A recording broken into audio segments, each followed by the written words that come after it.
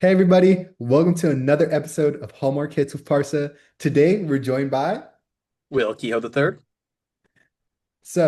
Will, please introduce yourself, say whatever you want to say and what you want the audience to know about you. Absolutely. Full name Ronald William Kehoe the third. I take quite a lot of pride in it. It's a lot of fun to be like, hey, by the way, my parents made me a third will since birth. I'm super proud of that joke. But I am your international president candidate from Division Three. I am running mostly on the idea of a lot of humanist values, things like I want more people in community colleges or even beyond, ways to advocate for them to get them more resources on campus, whether it be food pantries, campuses, tutors, everything that can lead to student success. I truly believe that college is one of those places where you can truly find better people trying to better themselves, and through that we can build a better community around us, whether it be local, national, whatever. So starting from community college and moving up, I'm a first generation college student myself, and I've been through quite a lot of self-improvement through it, and went from like I'll just show up for my one class to president of a club and student government and a little bit of everything. I'm quite literally everywhere on my campus. Does everyone know you on your camp? Like all the faculty and stuff? It's kind of intense because not everyone. We have a really big campus, but Mhm. more people than I know how to deal with. Like there are times where I will just be walking down the hall. Hey, Will. Hi. Or like our student government secretary, Ryan Switcher, he's a wonderful person. He was like, "Oh, by the way, my friend knows you." And I'm like, "Do I know your friend?" No. Okay. I guess. Tell him I said, "Hey." That's awesome. How many people are in your campus or just Yeah. what's the population? It's tough to say. It's usually a few thousand. Ivy Tech is like a really healthy mix of online and in person. So Mhm. it's not even a case of like on campus, there are people who are international or from other states who take classes here. So the student body is a lot of people to represent. And I don't know for sure. I'm going to check if there's numbers on that. Go for it. But let's see. Mine, I have 10K students on my Okay. uh or overall, counting online and offline. What I have is that we have over 11,000. So Okay. Yeah. quite, yeah, it's significant. Okay, awesome. So, you know, I've gone for the same thing. I'm like, there's people that walk up to me and they're like, you're part, like they know me and I don't even know them. I'm like, how do you know me? it's So it's intense. A lot of the time I'm a very social person, so my first instinct be like, yeah, do I have we met? No, cool. I'm going to this club. You should join me. I do make a lot of friends that way, so it's not a bad thing. I love it, but also it is a little intense. it is. I agree. So I want to go ahead and just start with a music question since this is Hallmark Hits. Absolutely. All right. Let me see. I might ask you a different question than everyone else. Well, Oh, I don't know. Well, no, no. I do. Yeah. I'm ready. Hey, give it to me. I will. I'm great at figuring it out. So, Okay, okay. Honestly, yeah, I haven't asked this one. Okay. This one is what song describes your college journey right now? oh, that's a really good one. I might genuinely need a second to think about it. Yeah, take your time. Um, I'm looking through my playlist very actively. No, it's good that you have the playlist pulled up there. There you go. Easy or You easy. know, actually, I do think I have one. Okay. It's gonna sound a little weird. I'm gonna make sure I get the name right. It's from Frank Sinatra. I do like all my class, or the technical term is crooner, but like Frank Sinatra's the big band singers. Hmm. Um, and I think it's I'll have to explain it. I'm gonna live until I die, and I think that song does a lot for the idea of like self-actualization, where it's like I have all this time right now. I have so many things I can do. I'm gonna do them, and then one day it'll stop. But until then, I'm here. Um, and I go with that because it's exactly that. I again showed up to my first class. I had some support from one of our state senators, and she was like, "Hey, man, you're gonna do something. I don't care what you do, but you're doing it." And I was like, "Okay, I want to go back to school." And I showed up to my first class. I was super nervous. I didn't want to really talk to anyone at the time because I was like, "This is college. People are scary. There are adults." And I learned very quickly that it was just a lot of love. I went to the resource fair literally my next day, and my PTK chapter president at the time and previous international officer was like, "Hey, show up." It's like, I don't have the GPA for that. She's like, no, show up. And I just kept on going. And I always talk about how I started off as a provisional member. I've only been an official member for 4 or 5 months, but I have been doing PTK stuff for almost 2 years now. Mm, I built up my GPA and I just kept on going to things. Winter Festival was our honors and action project. And yeah, I just kept on saying, I'm here. I'm going to do it. I'm going. We've got this. that's awesome. I love your persistence. So, Yeah. what was Hey, where there's a will, there's a way. there you go. Yeah, there you go. So, was there like a moment it clicked for you? Yeah, so I think it was actually at our winter festival. So it was our huge project. We had a lot of people dress up. We had one of the faculty's husbands come in as Santa. Like it was a whole big thing. We hosted it on campus. It was so much fun. But I remember like seeing all the people that I had handed out to flyers to the previous night. So I'm in Bloomington, Indiana. It's cold in winter. It was like 8 degrees out. I'm always in a suit. Every picture you find, I'm at least in button up coat, pants. Um, 8 degrees outside again. Coat, undershirt, pants. Coat, shirt, underpants, all that. Excuse me. And then freezing. My ears were cold, numb, and I just kept on going, hey, you should come to our thing. We have resources. We have things you can do. Little ones, we have educational games. And then the next day, seeing everyone there. We had everyone who, I'm not everyone, obviously, but we had a ton of people who we handed flyers out to. And one of the groups that actually came to the table I was hosting ended up coming back to Ivy Tech through that, if I recall. We did a project follow up with them, and they had actually gone from homeless to being in a home. They had a home for their children. It was like, wow, I was a piece of this, and I can have that until the end of time. I've done something for my community, and it was super sweet. I love that. Were there any other times that you noticed like your impact? Yeah, Like, I think it's maybe a little bit more of a fellowship thing, but like I think our chapter has always been super interconnected, and a lot of the time, like I'm a big time spent person, so in a much smaller way, just being there for people. I love my 3 a.m. talks, and we hang out a lot throughout the night, as good college students do, not at 3 a.m. Um, but like having deep conversations and then seeing the people who I have those conversations with go on to do, I mean, just great things. We have a lot of people running for student government. We have people in running for international office. It's a little bit harder to give like concrete examples, but just people who I've said like, I believe in you, the same way I've had people tell me I believe they believe in me, show up and do great things. I love that's awesome. I feel like yeah, I feel similar in the way of, giving back to the community. Okay, wait.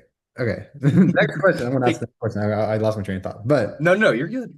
so the next question I have for you is what's your favorite album of all time? Or top three to make it easier. Oh, Easier. top album of all time.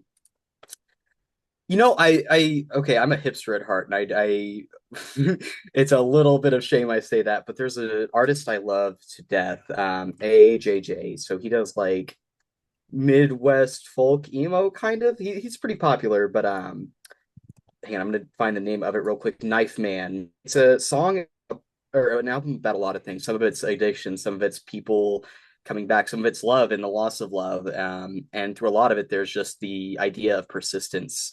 It's a really heavy topic, so like I'll try to censor it in bits and pieces. But one of the songs, one of my all-time favorites, is probably Backpack, and it's the story of how this guy finds someone who he loves, and they're hurt in so many ways, and he says like, okay, I'm going to put you on my back and we're going to go places. I don't care about all the things that have happened. You're here with me now and we're moving forward. And I think it's truly beautiful. I have cried over that song, and every other song kind of gets that energy in some way or the other. Okay. Do you have top three? Now I'm wondering. Like that was a good. I'll listen to the album. It's good. I'll send it to you on Instagram later. This is more just for the vibe. So like I always say, I don't know a thing about music. I just get the energy. I might not be able to speak to taste, but Oh, that's I fine. can. Yeah, yeah. I Everything is Fine by Amigo the Devil. So he does kind of like it's Southern Americana Gothic kind of thing. But he switches it up a lot of the time, and a lot of these songs also are about like addiction, about trying to be a better person. Some of them are really sad. So like there's song on here called "First Day of the End of My Life," and again, obviously a very hot, heavy topic, and then it transitions into some pieces about like the dreamer, where it's about doing more. Yeah, it's great. And last one, I have so many artists on here. I'm like, whew, I think I'd have to, ooh, I'm gonna get a really cool pick. Hang on, actually. Okay, bet. I th I think it I'm gonna double check that it's an album. Okay. Oh, it's a single. Okay, that's a little different.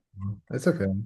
Okay, single Stand Up Guy by Headhunter. So he's a kind of like spoken word rapper. Okay. Um and it's story about kind of doing it's a song about kind of doing something. The whole story is a man who has a date and his date never shows up, and he keeps on saying like, no, no, no, they'll be here, they'll be here, the world's ending but they'll be here, there are people beating down the doors but they'll be here. And the whole song, the chorus is stand up guy, and it works on a few different levels because it's like stand up guy, I'm a good person, I'm waiting on the people I care for. It's stand up guy, do the action, they're not coming, get out of your chair, your beard has grown into moss, stand up comma guy. Yeah. um there's a lot of pieces to it, and I think that Headhunter, excuse me, is a really wonderful lyricist, and it's not overproduced. He's just really good at what he does. If anyone's listened to Samsa, he's a very popular artist, and they kind of are in the same realm. Okay. Okay, cool. So talk about your major. Yeah, absolutely. So I think we've kind of talked about this a little bit, like in private, but I'm in an associate's of general studies, and part of the thing I'm going through is something that you've described yourself going through, about like not being really sure where you want to go. Um, and it's exactly that. I have so much passion for learning itself. I want to be one of those people who, whenever I'm 60, 70, 80, I can just point to a wall and be like, there's that degree, there's that master's, there's that doctorate. I have a certificate in welding, never welded in my life, but sure, I guess. Uh, and it's been hard to kind of focus on what I want to do. So I'm doing an associate's of general studies, so I really can kind of like pick and choose. Do I want to do psychology? Do I want to do kinesiology? Do I want to do this or that? And I can figure it out. I am happy that it's exactly that. I'm 22 next month, and I have a lot of time to figure it out. Pardon? Happy early birthday. Thank you. I appreciate it. Third will, third month, 23rd day, third hour. There was quite a lot of threes in my life. Wow. Um, but yeah, I apologies, I've lost my train of thought. It's major. I just love learning. I love doing a little bit of everything, and I'm sure I'm going to transition into pre-law because I love my philosophy courses a lot. Or I think I have a really strong ability for advocacy, and there's potential for political science there. Ultimately, what I've decided is that professionally, I want to do something that helps people. And again, one of my course beliefs is that people are amazing. I love people, and knowing that everyone has so much potential. I mean, again, we are in one of the biggest PTK IO races ever. I think actually the It is. biggest. Yeah. Yeah. And just, people at community college who are trying to do their best, who are trying to become wonderful adults and doing their best and really achieving that. It is my core belief that everyone has all the potential with enough faith, with enough effort, with enough love, care, all those good things. We will have wonderful people. So I do know I want to probably go into something for advocacy, but general studies is a good way to like test it out. Political science, pre-law, psychology, just whatever feels right. And I'll make that choice whenever I'm ready. But for now, I'm just loving learning. That's amazing. I think you sound like you know so much of I, you have a good mindset about like philosophy and psychology, based off your answers about describing why the music's important and why you love it. So I think, you should I tap into that appreciate a that. little bit. That's interesting. And I I want to. I have a psych professor who is very adamant that I take his 200 course, and I'm like, we'll see. I want to, but I don't know how this goes, and I don't want to take a third class if I get super busy. mm, Mr. Green, if I show you this, I'm not. I don't mean that. I will take Psych 210. I promise. he'll take it. Yeah, he promised me already. No, I'm playing. So yeah, I want to touch on, the community college thing and the people. I love people too. And I think, the candidate race is such a beautiful thing. Everyone and putting their foot forward, and they're and learning about, especially talking to everyone in my Hallmark Hits series, I learned that there's so many similarities in philosophies and mindsets. And, there's just, but all the stories are different, honestly. Like a lot of everyone's background was different and upbringing, but the things we stand for are similar. And I love that PTK can bring us together and find like-minded individuals, especially in a community college setting, which I feel like it can be harder sometimes to find, like-minded individuals in community college, and just relatively, I guess. It depends on the circumstance. But, Mhm. PTK does a good job and I mean the best job of bringing those people together. And I think it's a beautiful thing, as you were saying. Yeah. Well, I mean, again, our chapter, I was so happy that they kind of said, like, it doesn't matter where you are. You're here. You're our friend. We are going to bring you with us. And it wasn't just the opportunity of fellowship, but like to be somebody who is, in service. And even if I wasn't a member, they said, well, hey, it's something you can put on your resume. You helped with this. You did this. You were in these events. And I was like, okay, so even like not as an official member, you're trying to build me up. And I truly love it. We kind of have an open door policy. If there's a meeting, anyone can walk in. We'll have a conversation. So many of our members at this point are just people who walked in and said, "Huh, I think I've heard about this." And then they have an onslaught of 30 members who go like, "Uh-huh, you have." Aw, that's so awesome. You want to talk It more about really the is. chapter? Yeah, I have. So we're Alpha Rho Sigma chapter, Ivy Tech Bloomington. Abby Sheffield is actually one of our previous members as well. But we have a lot of fellowship. We are very interconnected. Everyone is friends with everyone. And again, I think that's really what got me into it. Just the idea of like, show up. You're a college student. Let's go out. I mean, right before this, like I said, we got ice cream because we just go to the local ice cream place a lot. We would go to haunted houses, and we have been. I might be a little incorrect on this, but it's going to sound even cooler. If I give you what I think is correct. So we've been a five-star chapter since we've been created. So we do a lot of really cool stuff. Again, I speak to the Winter Festival a lot because it was so big and so elaborate, and it kind of fired on all cylinders. Where we said, okay, we want to work with that info is correct. Hey, thank you, Abby. Oh, We wanted to do something about advocacy for it was disability services. W fact check, absolutely. uh, but for disability, and we kind of made it a few things where it was like disability. Also, we have learning games, we have different cultures that you can interact with.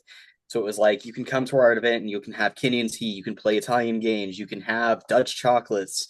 Um, and I mean, it just everyone did their part. Our advisors were super on top of it. They were helping with like all the confectionaries. We had even again members who weren't members of our chapter, just provisionary members who showed up and said like, "We're in this." I think we do a really wonderful job of getting everyone involved and to care about everything that's going on. Some of that's fellowship, some of that's just that we really care about what we talk about. And a lot of it's just that like again we care. I think that's the most basic thing that you can do that can create the most change. We care about our students, we care about our communities, we care about everything that goes on around us, and it's really beautiful. I love my chapter to death. I love that. I love that sense of community. You know, Yeah, so I think honestly, I might just skip right into service questions because absolutely. on topic. We're gonna break the norm. Usually I go in order, but actually no, fellowship. Okay. Fellowship, I will say that is probably our top top pillar. Yeah. So, let me find you a good question. Yeah, you're already talking about fellowship, so I'm like, we might as well jump into fellowship. I'm Mm, on top of it. I'm ready. okay. What's your favorite PTK memory? Favorite PTK memory? That's a really good one. Actually, I do have a really funny story. We had a member who had never been to a haunted house. Mhm. And the whole night we were talking, hey, it's laid out, but we could go do this. The whole time, no, no, I don't know if I can do it. I scare real easily. And after a while, we finally convinced her to go. And it was not a scary haunted house. It was really silly. And the whole night I we walked through it all. We were making jokes and it was very funny. We ended up making it a promotional material because at the very end we talked to one of the I don't know if you've ever been to a haunted house, but at the end they always have the guy. Oh, so at the end of most of them, they have a guy with a chainsaw who chases you. Okay. As yeah, as most facilities do. Yeah. And we talked to him and we were like, hey, we want to shoot a promotional video with you guys. He was so down. So we had one of our members get behind our little collection of members. We told the member who we behind us to just run, and then the guy behind us chased her. And I think we said something like, "Join PTK. It's a scary, fun time." Ah!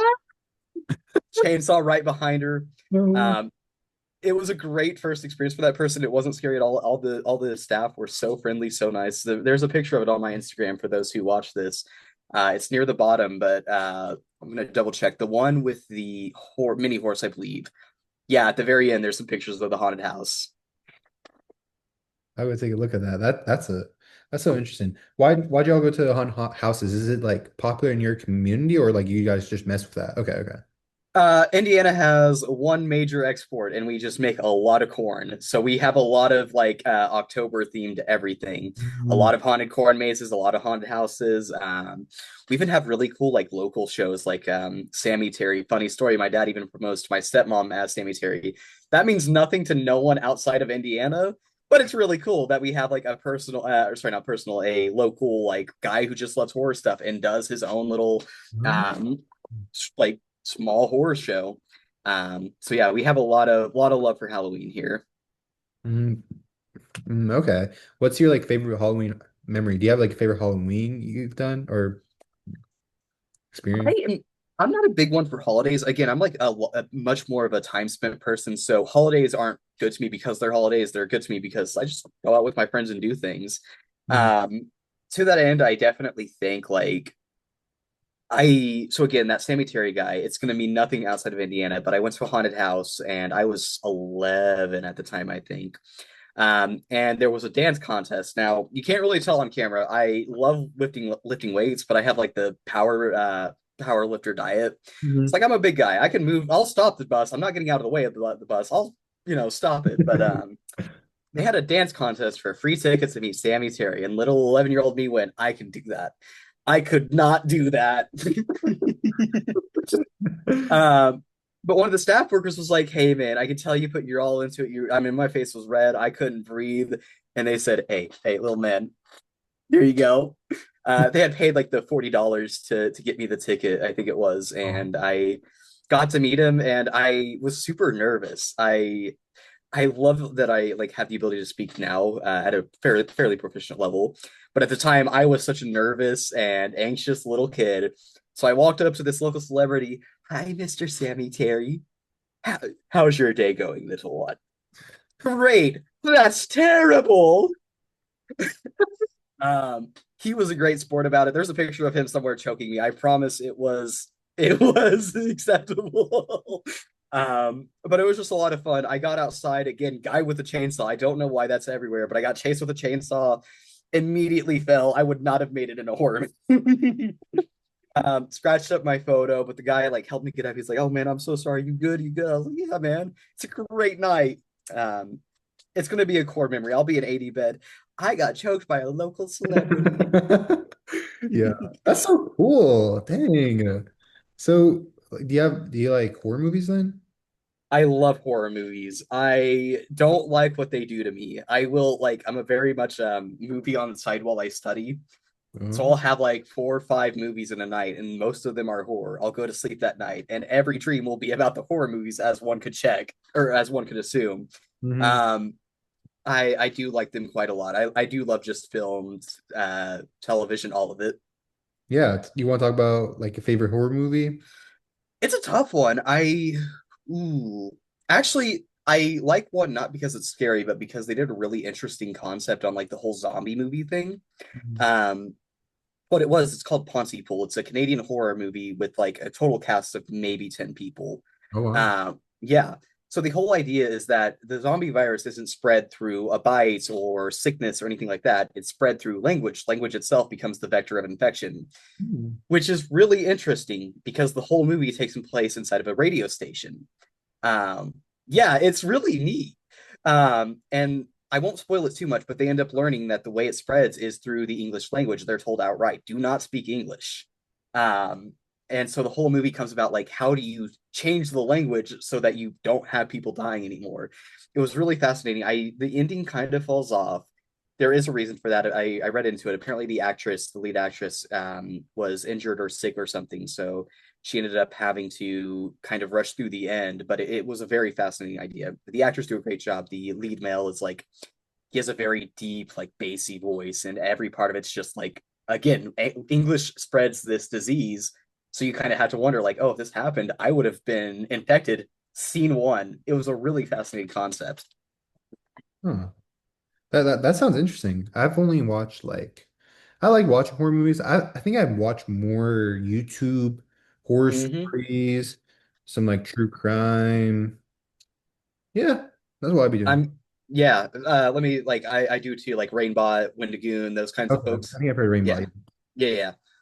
I watch I want to talk about horror story. Okay, let's see. I grew up watching Mr. Nightmare. He's a guy that's Mm-hmm. done bunch of horror stories. It's more narration, not really graphic. Mm-hmm. And then dang, what's the guy? There's one guy, he's real good. His name's like Cabadar or something like that. And there's another one, Chilling Scares. That's a pretty good one. Mm-hmm. And then I want to see. I love Mr. Nightmare. Hey, let's go. Hey. Shout out you. You know that's ball. I'm trying to think of the last one. I I don't. am pulling all of these up. I'm so ready. Okay, they're good. The last, I think if I just go on my YouTube. Oh wait, the Chilling Scares just uploaded. It's the first thing that comes on my YouTube Hey, talk So about coincidences. right, exactly. Um, or maybe my phone's listening to me. Oh, Um, there's the horror movie. oh yeah, there you go. I don't know. It would probably come to me, but Yeah, yeah. I but for horror movies, I think the this is Nightmare on Elm Street. That's like the series. Oh, Yeah. Uh, it's the guy who like invades dreams, and if you yeah. die in the dream, you die in the real life. I haven't watched a horror movie in a long time now when I really think about it. I watch so many. It's just so easy for me to pull up something on the side and be like, okay, I'll read through this entire textbook. I do my system for study is like I'll do 2 weeks of work at in a day or two. So like I'll just hard study, and then the next day I'll do, a week's worth of assignments, a week, 2 weeks. And that's how I make sure I'm on top of everything. But it makes it very easy for the 16-hour stretch of studying to just, have something over there to keep me sane with all of the text all the time. I like that. We're definitely going to touch on studying once I talk about scholarship. Yeah, But yeah. I want to ask about, you want to talk about Star Wars? Yes, I do. Oh my God, you made me so happy. So I grew up on Star Wars. I am from a single mother household, but like the joke is it'd be kind of hard for me not to know my dad. Are you Ronald William Kehoe Jr.? Um, but he was around, and a lot of what my dad's family did is they got me into nerd culture. Mhm. They're all super nerdy. My uncle, he's a cartoonist, like it's his side job, but he does cartoons. My other cousin's 3D design. He's the one who got me into Skyrim, into gaming, Star Wars, all that. So I mean, I got into the prequels. They were the ones released closest to my birth. I was born in 2004, and I absolutely fell in love with Anakin. I fell in love with Obi-Wan. I didn't even understand the story yet, but I saw guys with glowing swords. Oh yeah.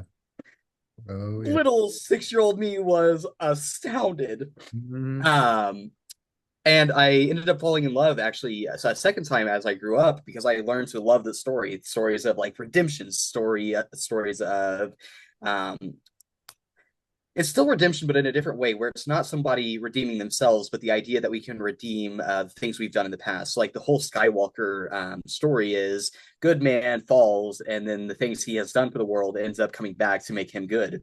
So Anakin turns into Darth Vader. Spoilers: the movie's like 20 years old though, so uh, someone's got to get on it. Yeah. But before Anakin becomes Darth Vader, he has Luke. Luke ends up restoring Darth Vader to Anakin. And there's a lot of debate in the community, but I love the idea that actually Luke was still not the chosen one. It was Anakin redeemed through Luke because Anakin, before the Disney trilogy, was the one who rid Palpatine of power and brought order back to the Force. Then Anakin dies, and Luke gets to remake it. Um, so I absolutely love Star Wars. I have so much trivia on hand.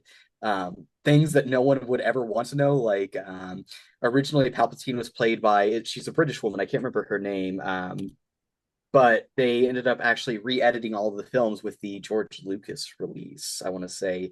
So that's why all of them have all the new actors now. Even like Anakin wasn't originally Anakin.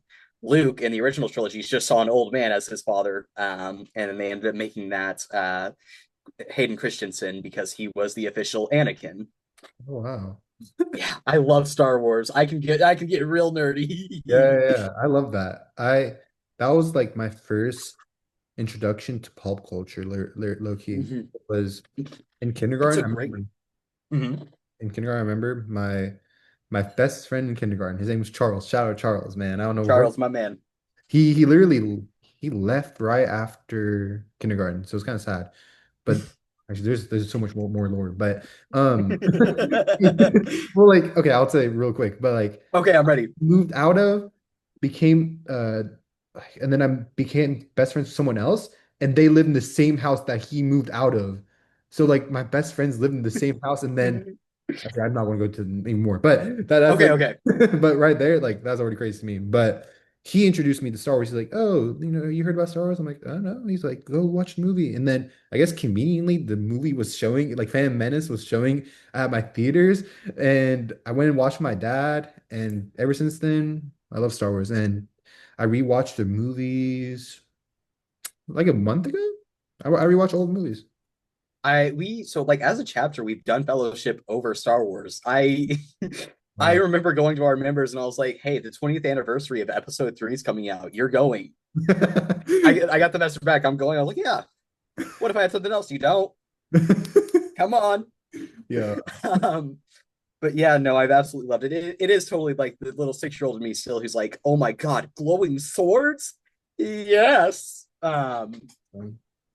But I mean, yeah, I've loved the story. They're still kids' movies, but they're absolutely beautiful. I love them. Um, the design team has always been amazing. I am not a so I'm gonna get kind of like on a weird tangent, but I do not like dislike the Disney movies. One of the things I love about Star Wars is that they've spanned so many generations that all of them have their own peaks. Like, I'm not a big fan of the original trilogy. It's fine.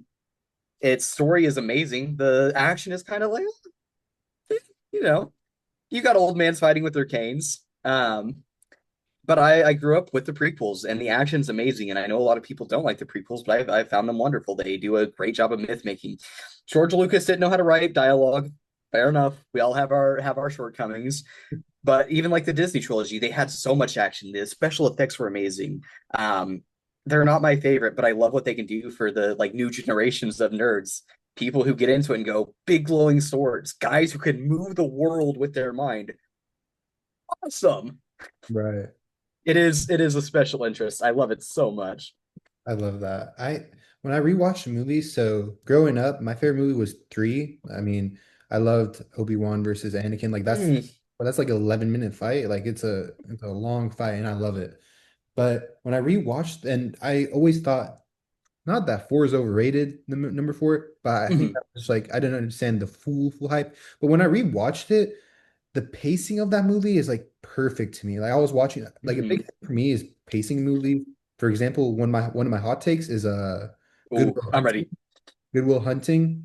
Mhm. Good movie. I'm sorry. Like the story, I mean the pacing was bad. There's times that there's like a time skip, and I'm like, how are you supposed to understand that? And then the end of the movie, I didn't like the message. It's just like, oh, do it for, I mean, not do it for love. I mean, it was basically like that, but I don't know that I wasn't a big fan, but the pacing of In New Hope, I was like, oh wow, like the pacing of that movie is the best. I won't tolerate it. Like, sorry, that's just how I feel. Just how I feel. There's a lot of better movies, but um, number four, for Star Wars, like the pacing's so perfect to me, and I was like, wow, there's every scene is good and like meticulous and makes sense in scenes of the movie. They do a wonderful job of writing in the original trilogy. And again, that's always my thing. I will never hate on anyone who likes any specific trilogy. They all do their own thing. Um, again, like I'm a big action guy. I'm so with you. The final fight between Obi-Wan and Anakin, I used to be able to recite it line by line, word for word. You are the chosen one, Anakin. Yeah, like all of it. Um, but like the original trilogy, it's still amazing. It's just that it's written so much better than any of the other movies. That's You right. get Obi-Wan and Darth Vader. Uh, Yeah. But the writing is fantastic. The characters are wonderful. There's some weird stuff going on with Luke and Leia, but no one Yeah. mentions it. No, I was while watching them, I'm like, we're just letting this slide. um, but the writing is wonderful. I absolutely adore the movies. I'm Mhm. a again, I wear it on my sleeve. I'm a huge nerd. I can talk about medieval stuff all day, Star Wars all day. Mhm. Um, I love the Fallout games. I love nerd culture. Mhm. I have always loved media for the idea that it can give you a message, it can give you something to a story, it can give you an outlet. I had a conversation with one of our PTK members today, and like out of respect for them, no names, but like they talked about how they're writing a play to deal with some stuff that happened to them, and I was like, that's beautiful. Please show me it whenever you're finished if you're comfortable with it, because like, yeah, media gives us that outlet, and I love the idea of guys who are honorable doing the right thing again, like magic space monks who are just kind of good people. Cinema. Cinema. I love that. Um, so favorite character of Star Wars for everything, and then favorite movie. Favorite character is tough, but I think I have to go with Obi-Wan. The man is actually he is basically undefeated. Mm. He is the presence of I'm a good dude, do not step to me. He took on Anakin, the chosen one, came out on top, literally has the high ground. General Grievous, who like in the original Clone Wars, he was a menace. Dude, oh my. Um, Everyone. Also, I just love Ewan McGregor. He is such a wonderful actor. And again, I won't tolerate the slander for the prequels because Hayden Christensen and Ewan McGregor put their all into those roles. Um, Plus, I mean, Space Jesus. We all love Space Jesus. I want to get at some point like a model of the Clone Wars Obi-Wan and Anakin because I love the Mandalorian armor with the Jedi robes. They're Yeah, sick. yeah, those are sick. I just shout out General Grievous. It was the coolest guy ever when I was growing up. Like that probably like I have a vivid memory of General Grievous was low-key my desk laptop background for like the longest time. It was so awesome. Like when some guy pops out with four lightsabers, like oh, you know? Well, so like it's crazy because they doubled down, right? They showed Darth Maul. Right, right. And then they said, all right, we can double down. General Grievous. Bop, bop. Right. It's so sad that he gets absolutely murdered within like a movie, but they only get three, so Yeah, that's fair. and they covered like 18 years of Anakin's life, so I guess it's okay. All right. So, Oh, favorite movie. yeah. Episode 3, no question. Okay, that's valid. I'm happy for Yeah. that. That was You easy. were the chosen Oh, one, Anakin. You were supposed to destroy the Sith, not join yeah. them. Man, it's truly cinema. I love Star Wars movies. And then I rewatched the Cars movies. Oh, yep. Yeah. I I used, Mhm. Go ahead, go ahead. I was gonna say I love the Cars movies. I even had the Wii game and I played that to no end. Wow. What about Sonic? I feel like Oh, Car Abby's having the time of her life. We just need to keep mentioning media. She'll be so thrilled. I love this. I love this. Cars was so I still talk a bit about Cars, but uh third movie. It's like the Kung Fu Panda 4 movie. I don't think the third movie was like third movie was two and one though, cinema. Goated. Number Absolutely. one is the best, honestly. Just the character development for the guy is amazing. Yeah. Yeah. Also, the soundtrack is, I mean, don't get me wrong, it's like the most generic movie soundtrack ever. But like you listen to Highway to Hell, opening scene of not opening, but like the first act, um the what's the word I'm looking for in the story, this climax of the first Okay. act. He gets left out, I'm on the highway. Yeah. Yeah, that is Right. yeah, that's peak. But we were just about to say something. Oh, wait, Cars, and then you mentioned Sonic. Yep, Sonic. I wish I got more into Sonic. It's not been one of my things. I was a total like COD kid growing up. Mhm. Um, I I played a lot of RPGs too. So like Mass Effect, one of my favorite games. It's one that no one has ever heard of, but it's called Alpha Protocol, and it's like Mass Effect meets James Bond. Oh, Um, it's a big like corporate espionage, government espionage. It's a lot of fun. Sonic, I had the chance to play Frontiers, and then I gifted it to a friend, and I do not regret that decision. Hmm. Yeah. What video games do you play like I don't know if I should say top three video games. I guess, yeah, sure. Top three video games. Uh, I can give you actually a very clean answer for this. So like it depends, as many things do. I do play a lot of games with my friends. So like we've been on a huge Marvel Rivals kick. I was peak Grandmaster, like 80% win rate. I played the game. Wow, okay. Um, I play in like some esports tournaments there.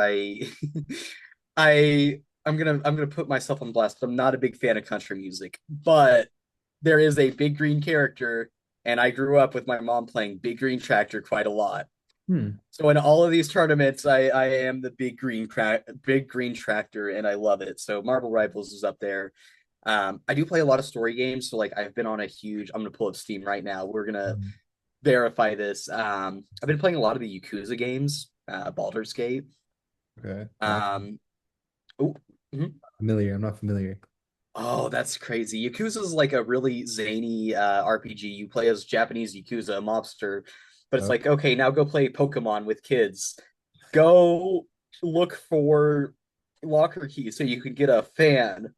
Um, Go stitch this person's dress. It's the craziest game ever.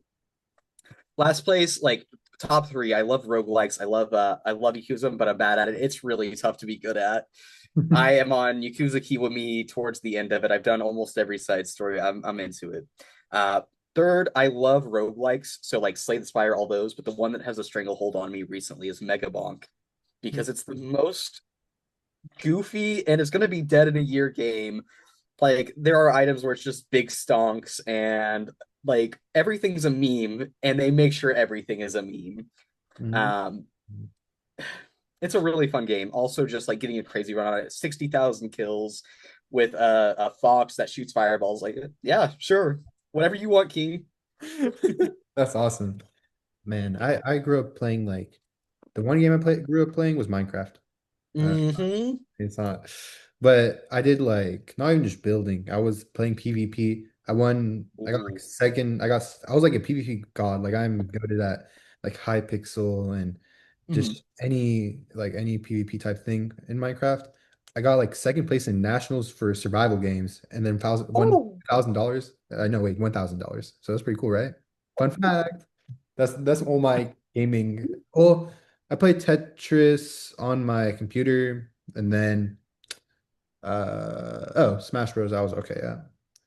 I so again, it's kind of crazy because this is a thing I don't even think about anymore. I was a global series contender for Apex Legends, Ooh. created, formed, ran my own team. We had like a full roster. We even had the funds to build a PC for one of our players at some point. Like it's kind of crazy. We did it all through streaming and just competing. But yeah, Ethos, I miss it. And I was a world record holder on Halo Infinite. I had two records: highest single game accuracy mouse and keyboard, and highest single game accuracy controller.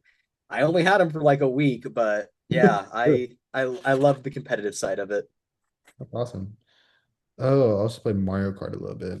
Oh, yep. I do love playing some Mario Kart with friends, only so I can beat them. What's your main? What's your main?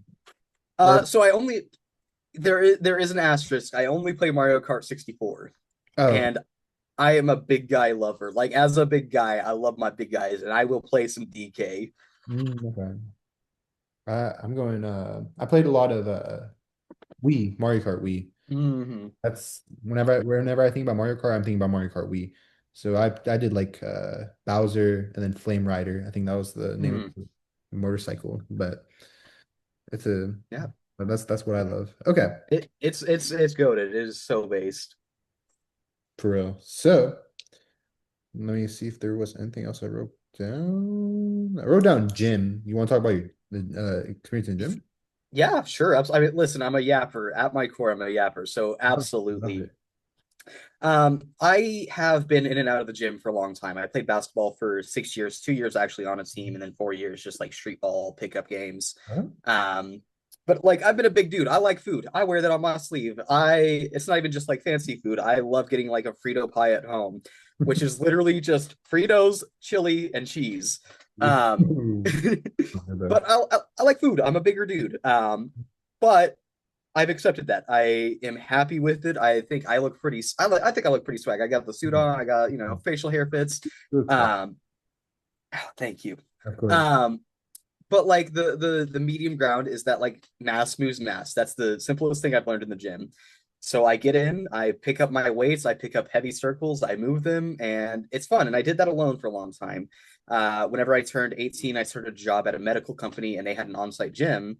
And I kind of decided like, hey, I want to see what I look like whenever I'm not so large. So over 10 months, I lost 110 pounds, and I did it all through dieting and weightlifting. Yeah, don't worry, I put it all on a lot of it again. But I just kind of said like, why not? Let's try it. Um, and I did it alone for a long time. I did all my Olympic lifts. I peaked at 315 deadlift, 225 squat, and 185 bench. So like respectable numbers. Um, and it was just a lot of fun. I got down from 320 to 209. Um, I just fell in love with it. And then once I started going to school, it was a little bit harder because I didn't have an on-site gym. I wasn't at that job anymore. But I had a buddy, and I absolutely love this guy, Zach. I need to send you all of this stuff, and I'm going to give you a shout so I remember myself. I'm going to watch over this and be like, oh, yeah, Zach. Um, but like he was going through a tough time in his life, and he called me up one night, again, 3 a.m. conversations. And what I kind of told him in that moment was like, listen, I don't think any conversation we can have right now is going to be beneficial to either of us, but I don't have anything going on this morning. Let's go to Planet Fitness. I got a Black Card membership. We can go. I think he also ended up having one too, so it wasn't a big deal. But like we drove over there and we just had a 2 hour session where I said, listen, we can talk about whatever you want. We're going to pick up weights. It's going to help you get through stuff. I know it does for me. So I put him on all the machines. I helped him through it. One of my biggest things, I love effort more than anything else. The thing I tell people, like if I have you on a squat and you take a 1 pound dumbbell and you put it on your back and from start to finish it's hard, you've done it. You've done what you're supposed to do. I don't care if you're picking up 1,000 or one, as long as it's tough, I'm proud of you. And it was the very same thing for him. We got him on some machines. The numbers weren't big, but I said, all right, you've given me 7 easy ones. Give me 2 more as long as it's hard. And on that last one, rep number 9, he'd get, and I'd say, okay, I got you. I'd help him get it up, never do the rep for him, but like, just get it up. And that was our ritual. We would go there. We would, just talk about our lives, classes, a little bit of everything. And it's just a sanctuary. I hope. I joke with people all the time, and I say I have some of the weirdest ambitions, and this is one of them. By the end of my life, I want a castle. You want to what? A castle. Oh, okay. And I want a castle so I can have everything that I want in it. So Mm. I want rooms for people. That way, if it's like a stormy night, I can say, "Hey, I've got 30 rooms. Have your pick. No price. Just be kind to my castle. I like it." Um, but I want a weight room in there. I want people to have the freedom to like choose whatever they want. If they want fitness, if they want strength, I want to be there. I want to be able to help train them. I really wanted to get a kinesiology degree for a little bit there. My school ended up not offering it anymore, but just because like it is one of those places where you don't have to go there just to be fit or to get lean or anything. It just forces you to, try. You get to learn what effort is. You get to learn what it's like to struggle and then what it's like to succeed. There is no greater high or like euphoria that I've ever had than like I think I did a 535-pound hack squat. Oh, Um, right. yeah. Good. And I remember I got stuck on the middle. And again, my buddy Zach looked at me and said, like, you either do it or you don't. But if you do it, you're going to feel real good about yourself. And I pushed that weight up and then I realized how bad of a headache I had. And I was like, okay, I'm going to go sit down. But That's in that moment, I mean, you really learn what effort is. Like, it's on top of you. It's going to, not literally, the machines are very safe, but it feels like it's this or I'm crushed, and you learn to be stronger than it. And I'll tell you, like if you're under 500 pounds of a squat, you're going to figure out what effort looks like, and it's wonderful. And then you'll know that you can do almost anything. You're picking up, at times like a leg press. You can do a car leg press, and you learn like, hey, I'm capable of picking up a car. I'm insane. And again, I believe in people. I'm not some exceptional weightlifter. I'm pretty average. But if I can do it, I believe everyone can. And that's the same for everything. I'm going to connect it in a weird way. If you can pick up a car with your legs, you can pass a test. You can run for office. You can do whatever. You just have to do it. Sorry, that was a lot. I love the gym no, too. that was that was a lot. I mean, a lot of good information. I resonate with a lot of it as well because well, I want to talk about the medical job first. Like you said, you worked a medical job. Like how did that happen? Yeah, so we Bloomington, Indiana has like a few huge factory jobs that Mhm. everyone kind of does, and one of the biggest ones is Cook Medical. So Okay. what it is it's a medical device manufacturer. So you work with like catheters, wire guides, um, just medical devices, minimally invasive medical technology. And my job was I put all the stuff together, like all the in process things. So that people would make their wire guides, they would make sure that they work, they would make needles, and then they actually need to be put in a format that doctors could access. And that was my job. So like I loaded everything for the doctors, put them in packages, and then we would send them off. Um, and I actually really like that job for the idea that I was helping people. I used to keep track like every week how many products I worked on, and it would be like, like 3,500, and I would keep track 3,500 people I've helped today or this week. And I also did a like mini study on myself by tracking how happy I was every week. And weirdly enough, I found that whenever I had really big numbers, I was coming home and I was like, I'm 93% happy. I'm 87% happy. Um, and like the days that I had rougher weeks, and I was like, I only helped 1,200 people, like, 70, 80%. But it was so fascinating to me to be like, I've helped thousands of people just showing up to my job. I mean, I get paid for it, which is nice, but I'm just happy to help people. I go to my gym, I come back, I do more products. I did overtime quite a lot, and I every day I would keep track. I would take down a notepad with every order, not the order number. I don't think that would be legal, but just how many products I made. It was a lot of fun. I it meant a lot to me that I was doing so much. Wow. I thing. It's like the gym, especially to focus about the gym. Mhm. I had similar type experience. So I started going to the gym back in no, that was high school. Yeah, high school. So Mhm. I was I wasn't doing good in high school. I was like it was quarantine, and then after Yep. quarantine, I just like I didn't care about school that much. So Hmm.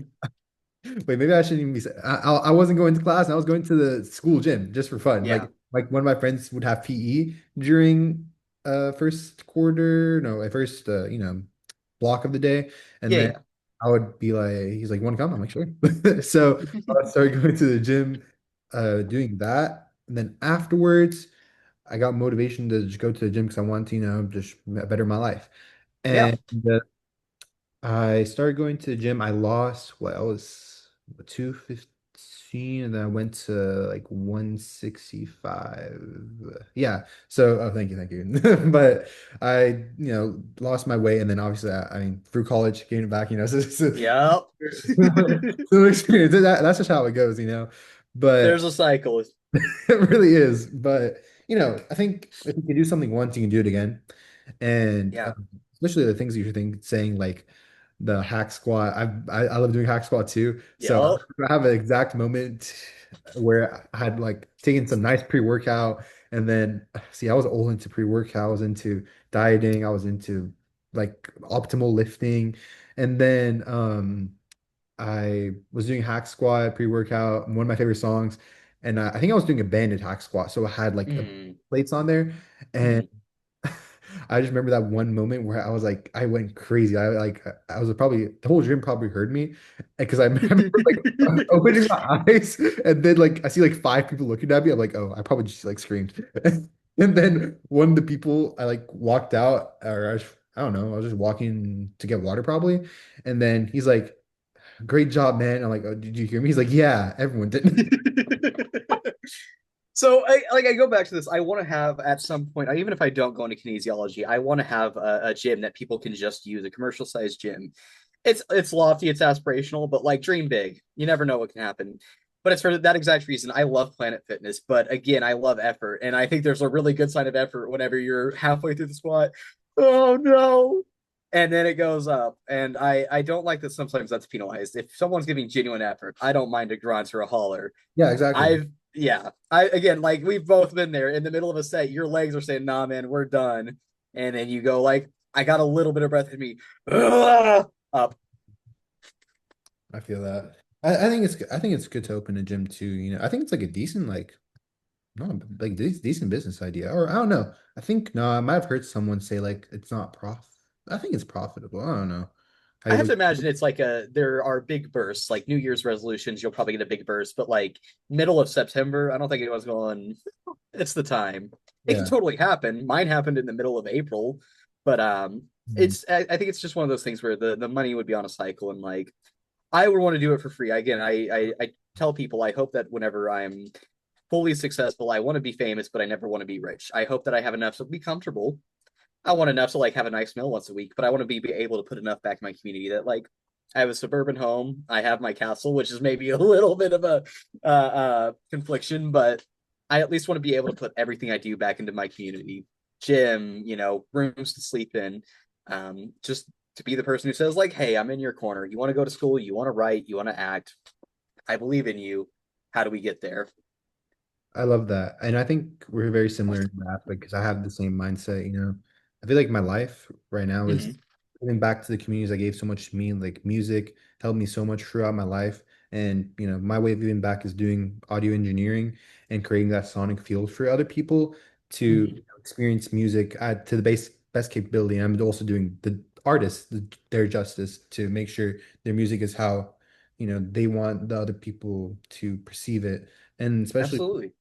as well. You know, the getting into all these clubs, meeting all these people, and everything BTK has done for me. I want to be able to give that back through service and helping others. And I've always loved helping other people, even for free, because my parents taught me, you know, never expect anything in return. When I was doing like when I was in the Minecraft era and I was helping people do like thumbnails and stuff and like just editing and all that, because that's what I did a little bit. I never charged anyone when I really could have, but you know, I just wanted to help people. So There's a maxim I live by, and it's super simple. It's you should never expect kindness, but we should always be willing to give it. I don't like language that breeds entitlement. I think it's an easy way to get a lot of people very angry at each other. But if I say you should, like, I don't expect anything from you, but I mean, even I'll throw you your flowers. Where I said, "Hey, man, I really want to work with you. You seem cool. I want to chat. I want to be on a live stream with you." And you said, "Well, I've done something every day. I'll think about it." And then within like 2 hours, you're like, "You know what? Yeah, I'm down. Let's go Monday." Um, I never expected it, and I even said a few times like, "Hey, if it doesn't work out, totally valid." But you showed it, and I appreciate it, and we're here. And Abby's had a great time talking about all of her favorite media. um, but if we're willing to give it, if we're willing to support each other, I always think that so many things can be better. One big thing, again, I advocate for is just trying to be 1% better. You ask like, what's a 1% difference? If I told you you had to give a 20 or 21% tip on a server who did really great, you're probably going to say 21%. What's the difference? If I said you have to give 1% more to club, you're like, what even is that? It's like smiling a little bit more. But then you have to wonder how many people were on a bad day and saw you smile at them. How many people that server was having, just a rough week with her, a rough month with her rent.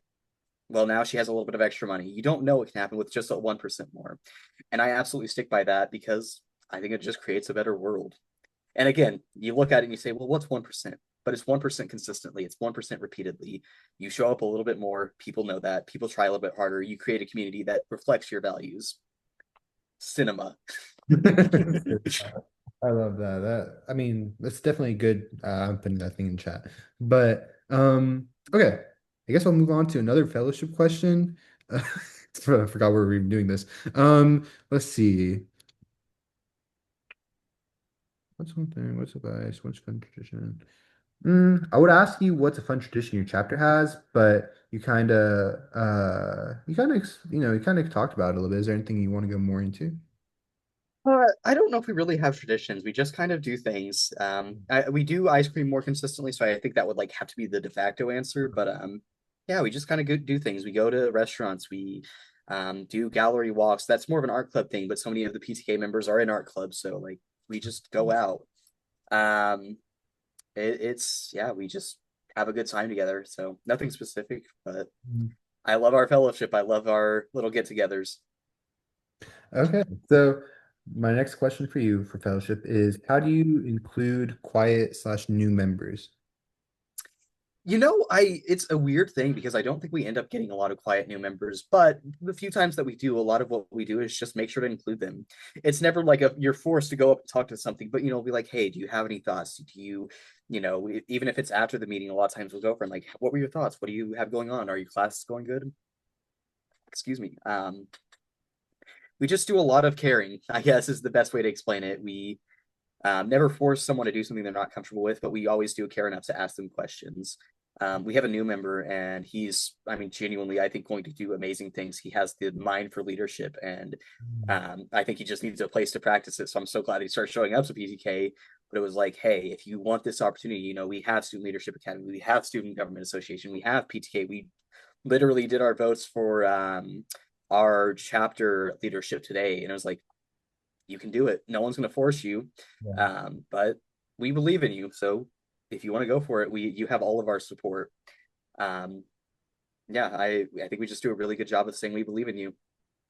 I love that. I think that's all. I mean, we've talked about fellowship pretty good. Yeah, So let me make sure there's nothing else. Something. Yeah, honestly, yeah, it's good. All right. So now we'll move along to service. And before I go to my list of questions for service, we'll answer or actually, I'll ask you the question that was put in chat earlier by Abby. Shout out, Abby. So we all know the phrase knowledge is power. What knowledge have you gained during your time at community college that has given you power? And how has community college made you powerful? I just want to say that's a really good question, and I it's one that I think just deserves so much thought. Um, I think a lot of my knowledge has been in weirdly enough, for as much as I talk about advocating for other people, I think a lot of what I've learned at community college is actually to believe in myself. Um, I, like you, I had a really tough time in high school, and I definitely had moments where I was like, I don't think I can do this. I don't know if that was your case, but it at least was for me. And I think one of big props to my professor. I told you this before the meeting started, but like I'm someone who loves to give people the praise they deserve. Um, and it was my philosophy professor, first college class in like 4 years since high or 3 years since high school, give or take. Um, and he said, you have great notes, you're doing great things, do something. I believe in you. You need to believe in you. Doesn't matter what I do if you're not going to follow through. And I mean, it sounds like it was unkind advice, but it was actually some of the most kind and thoughtful advice I've ever been given. Um, and it kind of ties back into the PTK stuff as well, where I chose to show up. I started going. I went from I can show up to my classes and do okay and pass, go to university to I can be a member of my community. I can be someone who advocates for the people I care about. I can be somebody who, the letter I wrote to our state senator was long, and to go into all of it would be a time and a half. But eventually, the biggest idea I came to was I want to be better for the people who need me than the people I needed at the time were. And that's not to say anything bad about the people in my life, but it's just to say I've seen what support looks like. I've seen what the lack of support looks like. I want to make sure I'm the person who always chooses to support. I want to make sure the world is a little bit better and that people have more opportunity, more ability, more time, and everything they need to flourish. And then I had to apply it to myself, and I had to choose the things that actually reflected that belief. I had to be at Winter Festival. I had to be in student government. I had to be at Student Leadership Academy. I had to choose myself even whenever it was hard, because how else was I going to make the change that I said I cared about? Um, there was a second part of that question, so I'm going to think about that. How has your community college made you powerful? Yeah, I think I kind of got into a little bit there. It's been a lot of professors who believe in what I say. It's been a lot of friends who believe in what I say, and it's been a lot of them saying like, okay, apply it. Be Mhm. kind to yourself. Don't, even with like the IO stuff, a lot of the things I've been saying is like, I don't know what happens. The elections happen, and then I go forward or I don't, and that's not a bad thing. That's just the reality. Um, and what I say is like, but I believe, I think I have some skills. I think there's a lot of really strong candidates, and it's insane how big the candidate pool is this year. Um, but to say like, hey, I'm giving it my best effort. We won't know until it happens, and if I move forward, that's awesome. I've done my best. I've cared about people. I've done my best to make connections and talk to people, um, and said like, hey, I'm here. We'll figure it out. If I don't do this, I'll do something else. Mhm. Um, and yeah, I think it's been a lot of just learning to be who I am to other people, but to myself. I love that. I I guess I can answer the question too. What knowledge have Please, you, I'm curious. yeah, what knowledge have you, so I'll break it down, I guess. What knowledge have you gained during your time at community college that has given you power? It's really a combination of my professors. They were the first ones that really helped me in, knowledge. So my first semester at community college, I didn't expect much, and I didn't know what I wanted to study still. I even graduated high school early to take time to see what I wanted to study. But even when I got to Calhoun, I just wasn't sure. And I took a lot of real life classes because I was scared of online classes after quarantine. Yeah. And I made sure, go to write my professor, make sure everyone was good. And man, it went really well. I had my English teacher, psychology professor, and then production teacher. Literally, I feel like if one of those people were missing from the puzzle, I wouldn't be where I'm at today. Like they all played such a vital role. For example, my English teacher taught me more, you know, he helped me with my philosophy and helped me be more confident in my writing and just, overall mentality on life.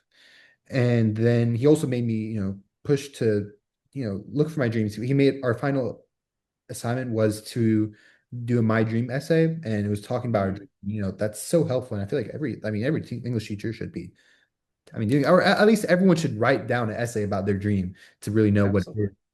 And then my psychology teacher, they taught me about psychology, and they were actually the ones I know, crazy, right? They were actually the ones that told me about PTK. Shout out, wait, I forgot about that, but they were actually the ones that told me, oh, you should join PTK. It's, they're explaining what PTK is because when I first saw PTK, I wanted to join some clubs through like towards the end of or in the middle of my first semester at college. Uh, but there weren't many I could join until next semester, and PTK was one of them because you have to have like one semester in 12 grade hours. And once I was able to join, or once they told me about PTK, and I was like, okay, I'll be able to join. And then I joined, the induction. Okay, I'm getting a little off topic, but the teachers, the video production teacher, they taught me, they probably pushed me the most. They made me confident in who I am. These teachers, coming out of high school, not being as confident as I am now, they really shaped me and saw the potential in me before I really saw it in myself. They that video production teacher really made me realize, oh, I can transfer to like a big school and go to California and study because I want to move to California eventually.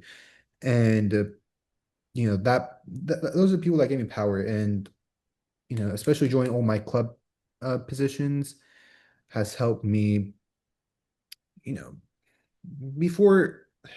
Let me think how to explain it.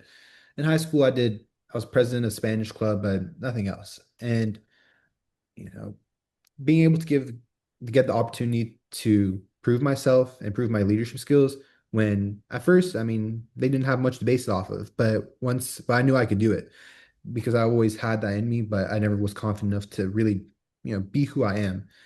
And teachers, professors, they made me like, for example, the best example is when I went through like last summer, I went through like grief and then like other things. And we have something called Sigma Kappa Delta, which is an English honor society for two-year colleges. And I, well, we have a personal essay that I wanted to write because we have a convention, and I want to write a personal essay out of all the categories because I'm like, I like writing essays and I can write something personal and see, just submit it, see what happens.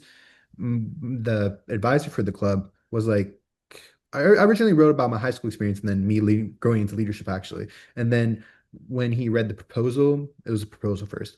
He's like, Parsa, you got to write about something that makes you unique, makes you Parsa, like something that, talk about the summer because I talked about it with him. And he's like, talk about the summer. And I'm like, well, my emotions weren't even that complex, during the high school from high school to college. I went through so many different emotions and mindsets and listening to different music. It's just, I mean, there's a lot of things. Uh, it was a lot more complex mindset throughout it. But during the summer, when I was going for grief, I just went to my internship. I did clubs. I did class. There's nothing to it. I really just, moved forward and turned responsibility into rhythm. But that motto is actually from the story. And he was like, just write about it. I was like, okay. And when I wrote about it, he's like, oh, this is great. And then now after I wrote about it, it got accepted as well. I got first place in personal writing essay, and then I got best of convention. And like, Mm. my teacher putting that. mentioning that my story is unique has really helped me, run for IO because that mindset of like everyone brings something unique to the table. Everyone does, all the candidates do. But, being confident in it and being able to tell people about it, it was reassured from old they taught me. So I think I answered the full question right there. How has made me powerful and, made me powerful by making me confident in who I am, and me being confident in who I am has helped me serve others better. So There is a lot there. I first off, I don't just want to not condemn. That is a very different thing. I want to commend you for submitting that essay. That sounds wonderful. And if you have a copy and are comfortable, I'd love to read it and I just got you. please, yeah, absolutely. But like, I truly think one of the biggest benefits, and I'm going to start off in a weird place. I'm so sad that so many people find university to be so much more practical than community college, because one of the biggest things I've learned is that community college really is community first. You are learning, and that is an absolute part of it, but so much of what I've heard and so much of what I've experienced is you're part of a group first, you're part of a community. Um, and that community is one that typically supports itself. There are people who probably do less with it, and that's fine. Everyone has their own journey, but so many people at their core, I think, are truly believe in their community, believe in their college, believe in their friends, believe in their peers. And that's a wonderful experience to have. You get the same with universities, but I don't think they're as um, I don't think it's the same thing. Like I have friends who say they don't even know their professors, and I say that's crazy. I wrote a handwritten letter, or sorry, I plan to write a handwritten letter to one of my professors because he gave me his address and said, "Hey, if you ever need anything, you know where I am." Um, Shout out Professor Hanson. I know. Actually, I'm not gonna say that. Um, yeah, it's insane. I mean, there are professors who come up to me and say, "Hey, you were a wonderful student. Do you want to do another one of my classes?" There are professors who say, they go to clubs. I had an art club and pride club meeting with one of our professors, and she was so on for everything. Yeah. Because, it's zany art kids, and there are pride club members, and it was a time, and she didn't even flinch. She was like, "Okay, I'm a part of this too." um, yeah, and also just another thing, there's one thing I always try to keep in mind, and you mentioned how like everyone has a different story, everyone has a different background. Um, and I think it's absolutely right. But one of the things to remember is even if you come from the same background, it doesn't mean you have the same experience. You can break it down to so many ways. If you break me down to my background, right, I'm from a low income, first generation, single parent household. That does not mean I'm like every other single parent, low income, first generation student. I am a collection of every experience I've ever had, and not just the experiences, but how I understand those experiences. I am who I am because I felt such unconditional love from so many people. I remember I was going through like the roughest time of my life. And one of my friends, someone I've known since freshman year of high school, said one of the most beautiful things. And he is a writer. He hasn't published yet. And every day I say, "You've got to," just because he pulls things out like this. And he messaged me and he said, "Listen, man, I don't think I can love you like you want to be loved, but I can love you the way that I do. And I'll be here like that until you don't need it, until it's no longer applicable." And it was one of those things that stuck with me so beautifully, because it was like, what more can you ask for in a friend? What more can you ask for in a community? I am a product of everything I've experienced, and I'm so lucky that so many of that is just wonderful people who have so unilaterally said, "We believe in you." Um, Even at that medical job, I was friends with a 70-year-old man who every day said, "Why are you here? Go, IV Tech is down the street. Go." Um, and he did that old man thing where they always seem a little grumpy with you, even if they're the sweetest people in the world. And I actually still have the letter that he got everyone to sign before I left. I keep it on my desk. So don't mind that it's a little janky. This is a very old letter at this point, but like I keep the letter Oh, that he got everyone to write me just to say, "You've got it, man." Um, Even some of my old coworkers at this point have like wrote on my Facebook post about me running, and I think it's beautiful. Sorry, I'm like, this is one of my biggest things, and it's like, um, but just everyone is the sum of their experiences, but everyone experiences things differently. So I always try to keep that in mind. And whenever I say I care about people, that is like the most core concept. We all are our own person. We are not just our titles. We are not just our background. We are us. You are Parsa, and there is no one else like Parsa. I don't believe in 1 in a million. I don't believe in 1 in a billion because that's 1 in 7,000 people and 1 in 7 people respectively. But Mm. there is just one you. Yeah. Um, yeah, I don't really have much more to add. I No, that, love people. yeah. And I mean, to talk about the message in chat, someone who transferred from community college to 4 year, I agree. I miss community college. I hear that so much, especially with we have Calhoun and then the university that's right next to it. Actually, it's like a 5 minute drive. People go there. I never hear people being like, "Oh, I love it here." It's everyone misses Mrs. Calhoun. That's what actually exactly my teacher always tells me that people tell him that the one I was referencing earlier, and a little bit too. My answer before I just thought about it. I was like, you know, mm, I remember in high school, right as I'm entering community college, someone was like, "Oh, your personality can be like shown off as like too much," and for a while, I was like, do I need to come back or like what? But what I learned is, that's my superpower. And, Yeah. you have to like, and that's what makes me unique. Like I care so much about everything I do. Like even the smallest thing, I mean, for example, today I have the pass the phone video that I'm posting, and then I've like finished it 2 days ago, and then I'm rewatching it. I'm like, okay, make sure no one name spelled wrong, make sure every division's right, and then I went in like right as I'm about to upload it, the upload failed, and then I was like, let me watch it again, and then I was like, Samuel has like a little bit of or like some space I can cut out. I'm like, I might as well cut it out, but like I go crazy on details and everything, and I feel like that's what, makes me who I am and just my perfectionist personality. But community college gave me a way to channel all that into meaningful projects. I'm not gonna lie, I'm just loving chatting. But I do really think we're kindred spirits because one thing I talk about super often is like my personality is a little excessive. I try to be exuberant, I try to be extra. And I've been told many times like that is going to turn people away from you. People are not going to like that. And I always kind of go, that's sad. I get this as far as I know, I get this one chance at life. So if I don't live it in full at every moment and give everyone my all, then I'm not doing myself doing myself a service. I'm not doing anyone else a service, and if they don't like it, that's okay. Yeah, I am an intense person. I talk a lot. I talk very passionately, and I care about a lot of, I mean, everything I do so deeply. And that doesn't work with some people, but I owe it to everyone else to be my full self. I owe it to be a little excessive. I owe it to be a little grandiose because how else will I promise all the things I say? How else, whenever I say I want the world to be better, can I achieve that without giving it a little extra? That 1%. Yeah, that 1% sound, that 1%.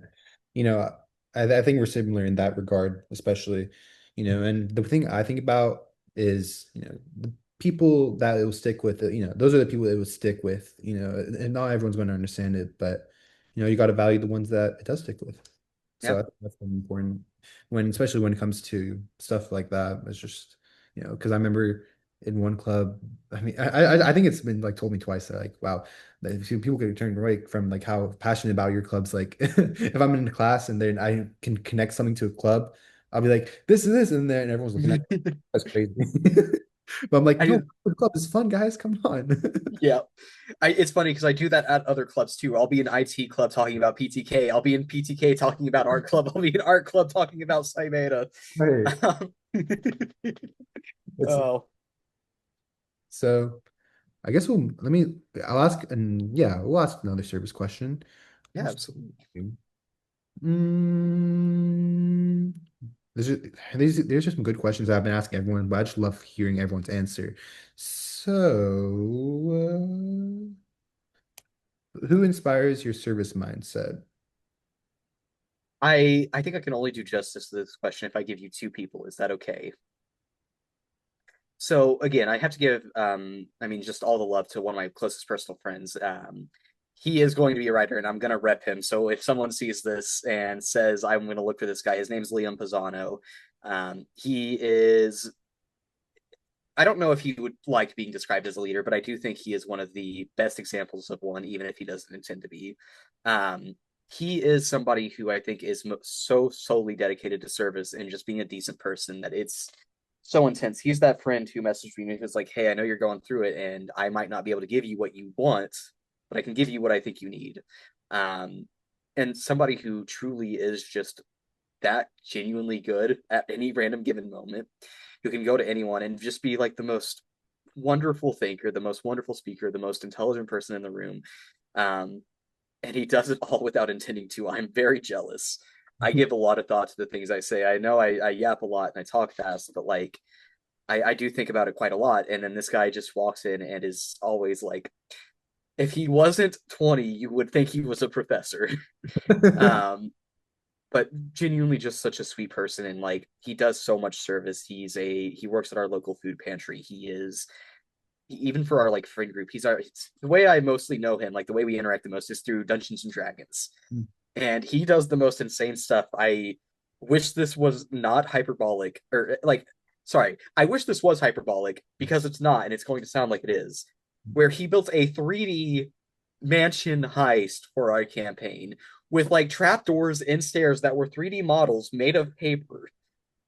Wow. I was like completely gobsmacked. So I think he's someone I try to mimic quite a lot, both in efforts and service and just consistently being a decent person.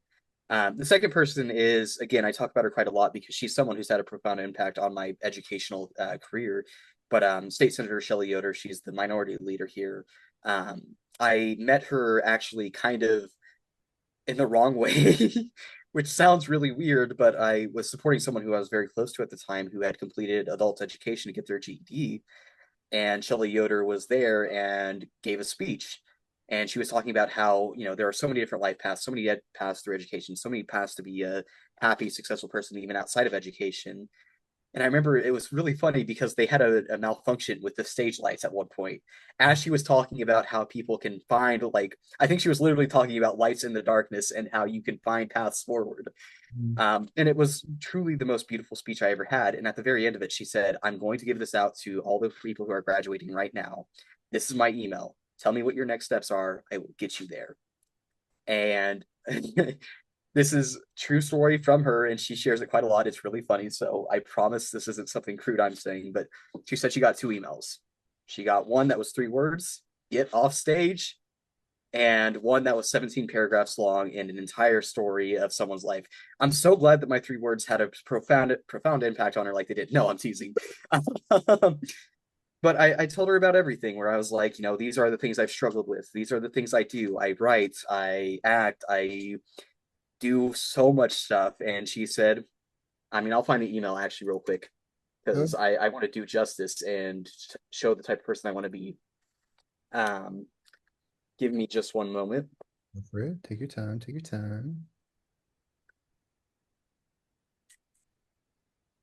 Her exact email to me was, "Dear Ronald, you are greatness, not just destined for. What a tremendous reflection you sent to me. I am honored, blessed, and grateful. You are special. I know that sounds cliche. Your combination of self-awareness, intelligence, humility, resilience, talent, it is rare. I don't know if you'd be open to meeting for a cup of tea, coffee, glass of water, perhaps supporting you however you need to accomplish those next steps ahead of you for college, for publishing, for performance arts, for all of the above. Let me know if you're interested in meeting. I'd be honored." And I mean, for again, I sent 17 paragraphs. I've counted like 3,000 words. And she sent back, a paragraph and said, "Okay, let's meet up. We'll figure it out." And it started off with IU because I was in the same mindset that IU is, or that community college is stigmatizing. I thought that it was less than university. And she said, "Okay, I'll do my best to get you an IU." She came back and said, "Okay, your GPA in high school is kind of not good. So we're going to go with Ivy Tech." And I'm so glad that that's what happened because I've had so many opportunities. I get to meet people like Abby, and I get to practice the exact thing that she did for me and say, "Whatever you got, I'm here for it." I always joke with people, even if I'm not the guy who is able to help you get to get you where you need, I'm sure I can find the person who can. Whatever you want. If you want to be the next president of the United States, okay, let's get to it because we got to start like right now. But um, I never say that it can't be done. I just say, "I believe in you. Let's go forward," because that's exactly what was given to me. Whatever you do, college, publishing, performance arts, all of it or none of it, as long as you do something, let's do it. So in consistency, I try to be like my closest friend Liam in actual service and being a leader and being a part of my community. I try to be like Shelly and say, I'm here for you. I I believe my biggest strength is in advocacy and caring for people. Um, I'm not always a problem solver in the traditional sense of there is a problem right here, but my problem solving comes in. I know what my friends tell me, and I know what I want to see changed in the world, and I'll start there. And I think a lot of the problems we see will end up being solved through that. Man, you're great. Like you're Actually, I'm Will, the third one. that was close. Yeah, you're great, bro. Like, okay. I love the motivational speaker thing too. It's like, well, I mean, speakers. I, I've had so many speakers. Well, obviously, I mean, you listen to motivational speakers on YouTube, they've helped me. But well, I had a little bit, not as impactful, but experience with we had one speaker come out. And it was actually around this time. Okay, actually, yeah, shout out to the I'm ready. psychology professor. Again, the psychology professor told me they made it required for us to go to this event. It was called the Student Success Symposium. It's a yearly event that my school does where we invite a speaker. And they invited this guy, and I was with a couple friends actually from my psychology class. And we went there, and wow, he was great. One of the best speakers I've ever listened to. He was super interactive with the crowd, always checking in, or always, he made us write down our fears. His talk was about fear. Hey, shout out Daryl Belliam Jr. He, gave a speech about fear, and one thing that I was front row. I always try to be front row to everything, Yeah, and hey, my man. yes, this is the way. And he was like, "Does anyone want to come up and like tell us about a fear that you have?" And I believe in philosophy, when it's scary, that's when you jump. So even though I was scared, obviously, I was like, "I'm gonna do it." So I went Yeah. up, spoke about my fear, and I was actually talking about, the judgment that I would get from my parents for choosing an unconventional degree path. So, I spoke about that, but afterwards, I'm a big person on connecting. So, I went and talked to him, and he's like, here's my email. Because I've always wanted to be a public speaker too. So I was like, oh, do you have tips? How was your story? How'd you get where you're at? Because he goes all around I think it's like South mainly, all around the South, Mhm. and does his talks. And he gave me his email. He's like, update me about your life, basically what you're saying. He's like, just tell me Yeah. you and what you did. And for the longest time, because I met him when I was still undecided on anything, what I wanted to do. For the longest time, I had his email written down, and I was like, man, I don't have anything to email him. So I just waited. And then I finally, August of last year, when I've been gone to all my club positions basically, and figure out what I want to do with my life and had all these goals and aspirations and things I've done. I finally emailed him. I'm like, I sent him a long email actually. I mean, I Yep. don't think I got the 17 paragraphs like you, but I sent like, let's see, I want to find the email just Yeah, for fun. yeah. Feel free. Oh yeah, I said it's called update on my situation. And then it's like one, two, three, four, five, six, seven, eight, nine. Like nine paragraphs is just about everything I do. And then like if he has advice and he's like, let's hop on a Zoom call. And then he told me that out of everyone, he gave like everyone his email, he said only two people contacted him. Yep. So literally he's like, I only talked to one person and then you're the other person. So we talked, and man, it's just so great. I'm happy. I want to be that for someone else. I Yeah. want, like literally, as you're saying, I want to be able for people to reach out to me and help, because I always, whenever someone talks to me about like, I have the example in my mind. They're talking about, oh, the financial aid office, how they're getting troubles from them. I'm like, I know a couple people in there. Like, who'd you talk to? And I'm like, well, if you just go talk to this person, I can tell you, like, I can introduce you, and then boom, your problem's basically solved. you know, Yeah. so you won't have trouble. And I love doing that for people. Using the resources that I went out and sought for, and being able to give it to people easier than I had to, find it, because there's a lot of things that I had to do that it wasn't handed to me. I had to go do Yeah. for it, but I want to be able to help people so they don't have to work for it, because there's a lot of people that didn't have to work for it. But, um, yeah, I was getting off topic, but you talked about writing and acting. Hmm. Yeah, so I think one of the biggest benefits of like being a certified yapper is that I do it elsewhere too. So I text a lot. No one in the candidate pool has gotten to see this just because there's so many people and so many people to reach out to. But I message like an old soldiers used to write love letters where it's just pages and pages and paragraphs. Um, Even my light messages are usually 3 or 4 paragraphs. And it has worked out in a great way where I do write, I think at a fairly okay level. I've never been published in anything major. It's mostly local, like literary magazines. Ivy Tech's Root and Branch magazine. I've been published in Women Writing for a Change. Most of it's poetry, but I do, thank you. Um, I just write, and I am working on a larger project. I have like a 30, I think 34 pages right now, short novel based on actually the campaign that Liam ran, where I was like, okay, I love the characters. This session ended. I'm finishing the story. Um, and if you want the real tea, I'm not even writing the character I played. I started off saying, okay, you to learn about this character, you should learn about his dad. It's a whole family drama. And then I went, oh, I love the dad story. We're starting off with the dad. So it's I had a writing professor who came to me and he was like, listen, man, this can be the next great series, just work on it. So he was like, I don't care what you do. If it's 3 books, if it's 10, I think you have the potential for both. Just keep working on it. And he also offered a really nice thing where he was like, I'm an editor in my spare time, like an actual professional editor. Just send it to me. I got you. And I was like, okay. Um, but it is something I do with a lot of interest. The passion wavers in and out. It's not something I want to do as like a full time gig, but it is something I enjoy doing. I love writing. I love getting my thoughts down. The reason I'm actually kind of focusing on philosophy courses and things that go with it, like pre law and psych and all that, is because I love really just sitting down. And one of my favorite things to do if I'm alone, if I don't have anything going on with friends or whatnot, is say, here is what I think. And I will break it down at every level and then I will build it back up and I will say, but what if this? What if someone else thinks differently? What if I'll ask all the what ifs, I'll ask all the whys, I'll ask all the wins, and how does it change over time? And it's so much fun to me because I get to be able to be like, this is my element. I'm sitting down, I'm thinking, I'm writing. My fingers are going as fast as my brain is, which is, if you can't tell by the talking speed, pretty fast. Um, but I also just, again, I love media, so I am not a huge actor. I've only done like high school productions, and I've been a playwright. I wrote a original play with a few of the other high schoolers I went to school with. The title was called Working Title, and it was a play about kids writing a play to play in a play.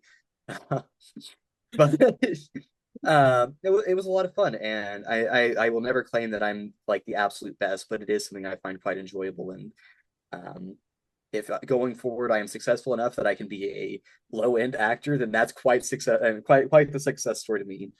Another big thing I always advocate for is you should always at least try.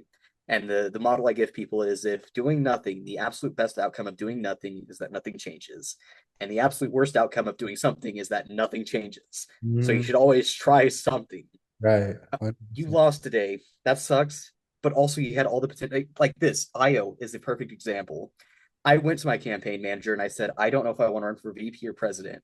And he said, okay, talk me through it. And I said, well, I'm thinking if I run for president, I can say I tried. If at the very least I failed, I can always put candidate for international president of Phi Kappa on my resume. And I can say I did something insane. He said, okay, is the same true for VP? And I was like, yes. He's like, okay, so why not go for the bigger one? Or sorry, I kind of said, why don't I go for the bigger one? And that's the whole choice. If I can try, if I can make a chance, I never know what can happen. But if I never try, I always know what will happen. Best case, nothing changes. Worst case, someone else does it for me or someone else takes the place I could have had. So try. You don't have to be the best. I've done boxing, I've done chess, I've done everything. I always, I have my hand in so many pockets. Um, but it's all on the principle of why not? I'm not a good boxer. My coaches looked at me and said, you know what? You're going to knock someone out with a punch. And I looked back and I said, it sounds like there's a butt coming, but you're kind of a big dude and real easy to hit. So, like, you're going to be knocked out first. But it was fun. I got in and I did something new and I can throw a mean jab. I love that. Um, yeah. So you mentioned you have a lot of hands in pockets. So are you stealing from people? No, I'm just playing. I'm joking. I'm joking. Well, if I say yes, then they know about it. I'm no longer a good thief, Oh, so okay. I'll leave it to the audience. Okay, okay, okay. Good, good, good. Okay. Um, I wrote down boxing chess, but you want to talk about boxing or chess?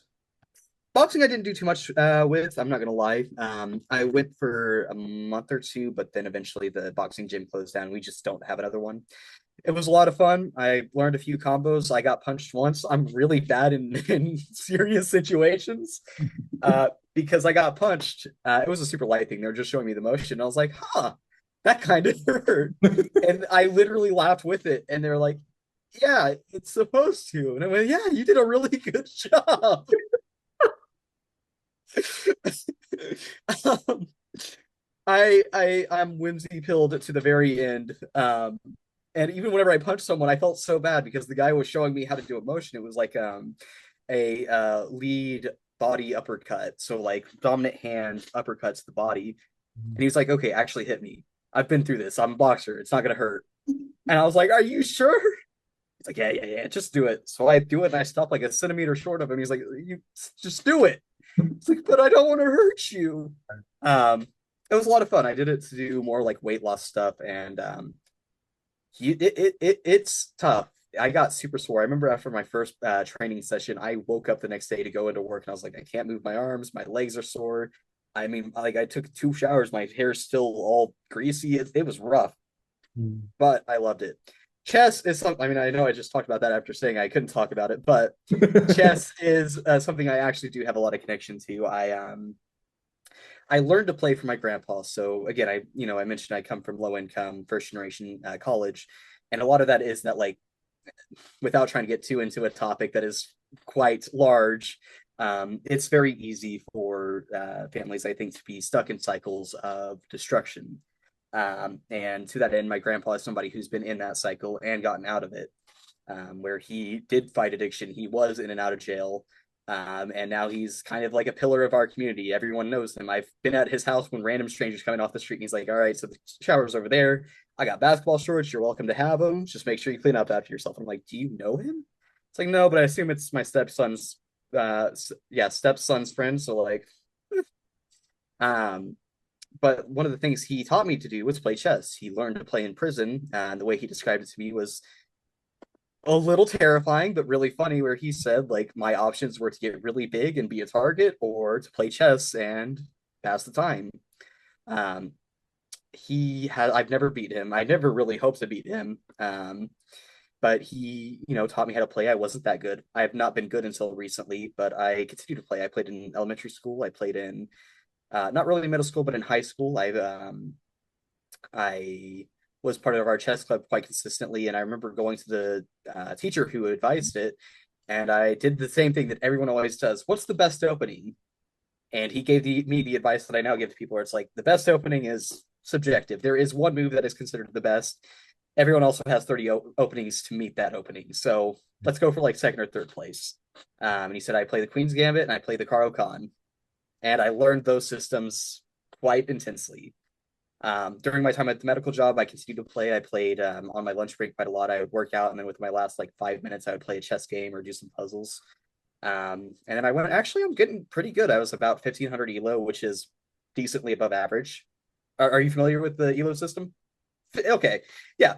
So like it's a little up there, but not insane. And I said, you know what? I kind of want to see what this looks like. I got a coach, National Master Theodore Coyne, and I was not FIDE rated, so I was not eligible to be a master, but I was getting pretty close to about 2000 projected ELO. By that point, I kind of said, this isn't fun anymore. I kind of just want to goof off with friends and make stupid moves. But I ever since I started at Ivy Tech, I wanted to start a chess club, and very recently we actually had all the things to start it. So I'm the official chess club president. I'm very excited. I am figuring it out with our advisor, but yeah, it's super cool. I just love it. It's one of those things where you really do kind of get into it, get from it what you put into it. If you spend the time learning, your top two, three openings, you'll do pretty good. Also, advice in case anyone ever wants to learn: don't do the thing that everyone does, where they say, "I just need to learn all the openings." There are millions of openings. Learn one, learn two, learn three. That's it. I play Caro Kann, I play Queen's Gambit, and if I absolutely have to, I play Scandinavian. Mm-hmm. I got you. That's wow. I mean, I want to also talk about what we were talking about before, as you were like saying you write down a lot of your thought or type down like a lot of your thoughts. Yeah. Something I do is that's helped me a lot, learn about myself and like sit with my thoughts is turning on voice memos and just talking to myself. That's been super helpful. You know, Yeah. I, Well, so go ahead. Sorry, I didn't mean to cut you off. go ahead. Well, I was gonna say, so like I had a past life as a streamer. I was on Twitch. I was not at all large. I think I peaked at like 700 followers, so nothing small, but again, like that same thing I always do. Like it's not insane, but it's up there. And it kind of became that where I'd play like Dark Souls and I would have a big 12-hour stream and just talk. And I think that's actually something that's given me the skill to. I'm not amazing at it. I use a lot of filler words accidentally because that's actually how I think I use in my head. But I just learned to talk, and sometimes it was about the game, sometimes it was about life, sometimes it was just goofy jokes that made no sense. Um, and I played Dark Souls and I played a lot of Valorant, which I don't like Valorant. I played it because the audience liked it, but um, yeah, I kind of yapped, and it's given me a lot of skills to be able to talk. And like I think I have a very decent speaking voice whenever I'm on camera. That is a skill you have to learn by just doing it a lot. And after several hundred hours streaming, you kind of learn to talk on camera. Yeah, I think it's definitely helpful with talking to people and just because I had no, I mean I had my own YouTube channel for a little bit, so I talked. I mean I didn't do as much talking videos, but I mean you talk on Discord after being in the gaming you community, know, so talking, good. It definitely helps. Uh, what's your WPM? words What's per minute, I peak out about 130. Like my absolute top was 130. On average, I'm closer to like 108 to 112. On good days, if I'm not peaking, I can hit about 118. That's pretty good. It's like I'm like a little under that. Yeah. Yeah. I mean, again, a lot of practice, right? You should see some of the messages I send to people. I have Discord Nitro, which is already a longer text limit, and I have definitely gone over it. I forgot about that. I'm dead. All right. Back up again. All right. Um, all right. I'm gonna let's see if that we get talk. We talk a lot about different other stuff. I love it. I love it. This is what my goal is with it. Talk about just other stuff and besides the questions I have written. So, let me see. Take your Sir, time. okay. Okay. I haven't asked this one. Okay. If you Okay. could launch one nationwide service project, what would it be? I actually have an answer for this because if I get this position, this is something I very legitimately want to do. So Lulu is an inspiration. I don't know if you've seen it. She does a lot of like modeling stuff that happened actually after she won the presidency, if I remember. I want to do something similar, but I mean, I accept that I'm not a model. I think I'm an okay looking guy. I'm humble. We'll call it humble. But what I do want to do is I love men's fashion. I love the idea of like I dress in suits every day. I have slept in suits at regional conferences because I forgot to pack pajamas, but no one needs to know that. This isn't recorded. Um, but like one of the big things for me, and I even tried to do this at Ivy Tech, but most businesses weren't interested, was I said, we want more people to be professional and active and working adults, but we judge them on so many factors that are typically out of their control. Again, there are cycles of destruction that I think a lot of times even the people aren't in control of. Um, we have a lot of bias about people's teeth. I have not great teeth. I've had a lot of work done, and that's been something I worry about. I come from low income. Most of these suits are from Goodwill for $10 a piece. And what I really actually, I have one really nice suit, and it was a gift from like 12 different members of my family who all said, "Okay, we believe in you. Get you a nice outfit and do something."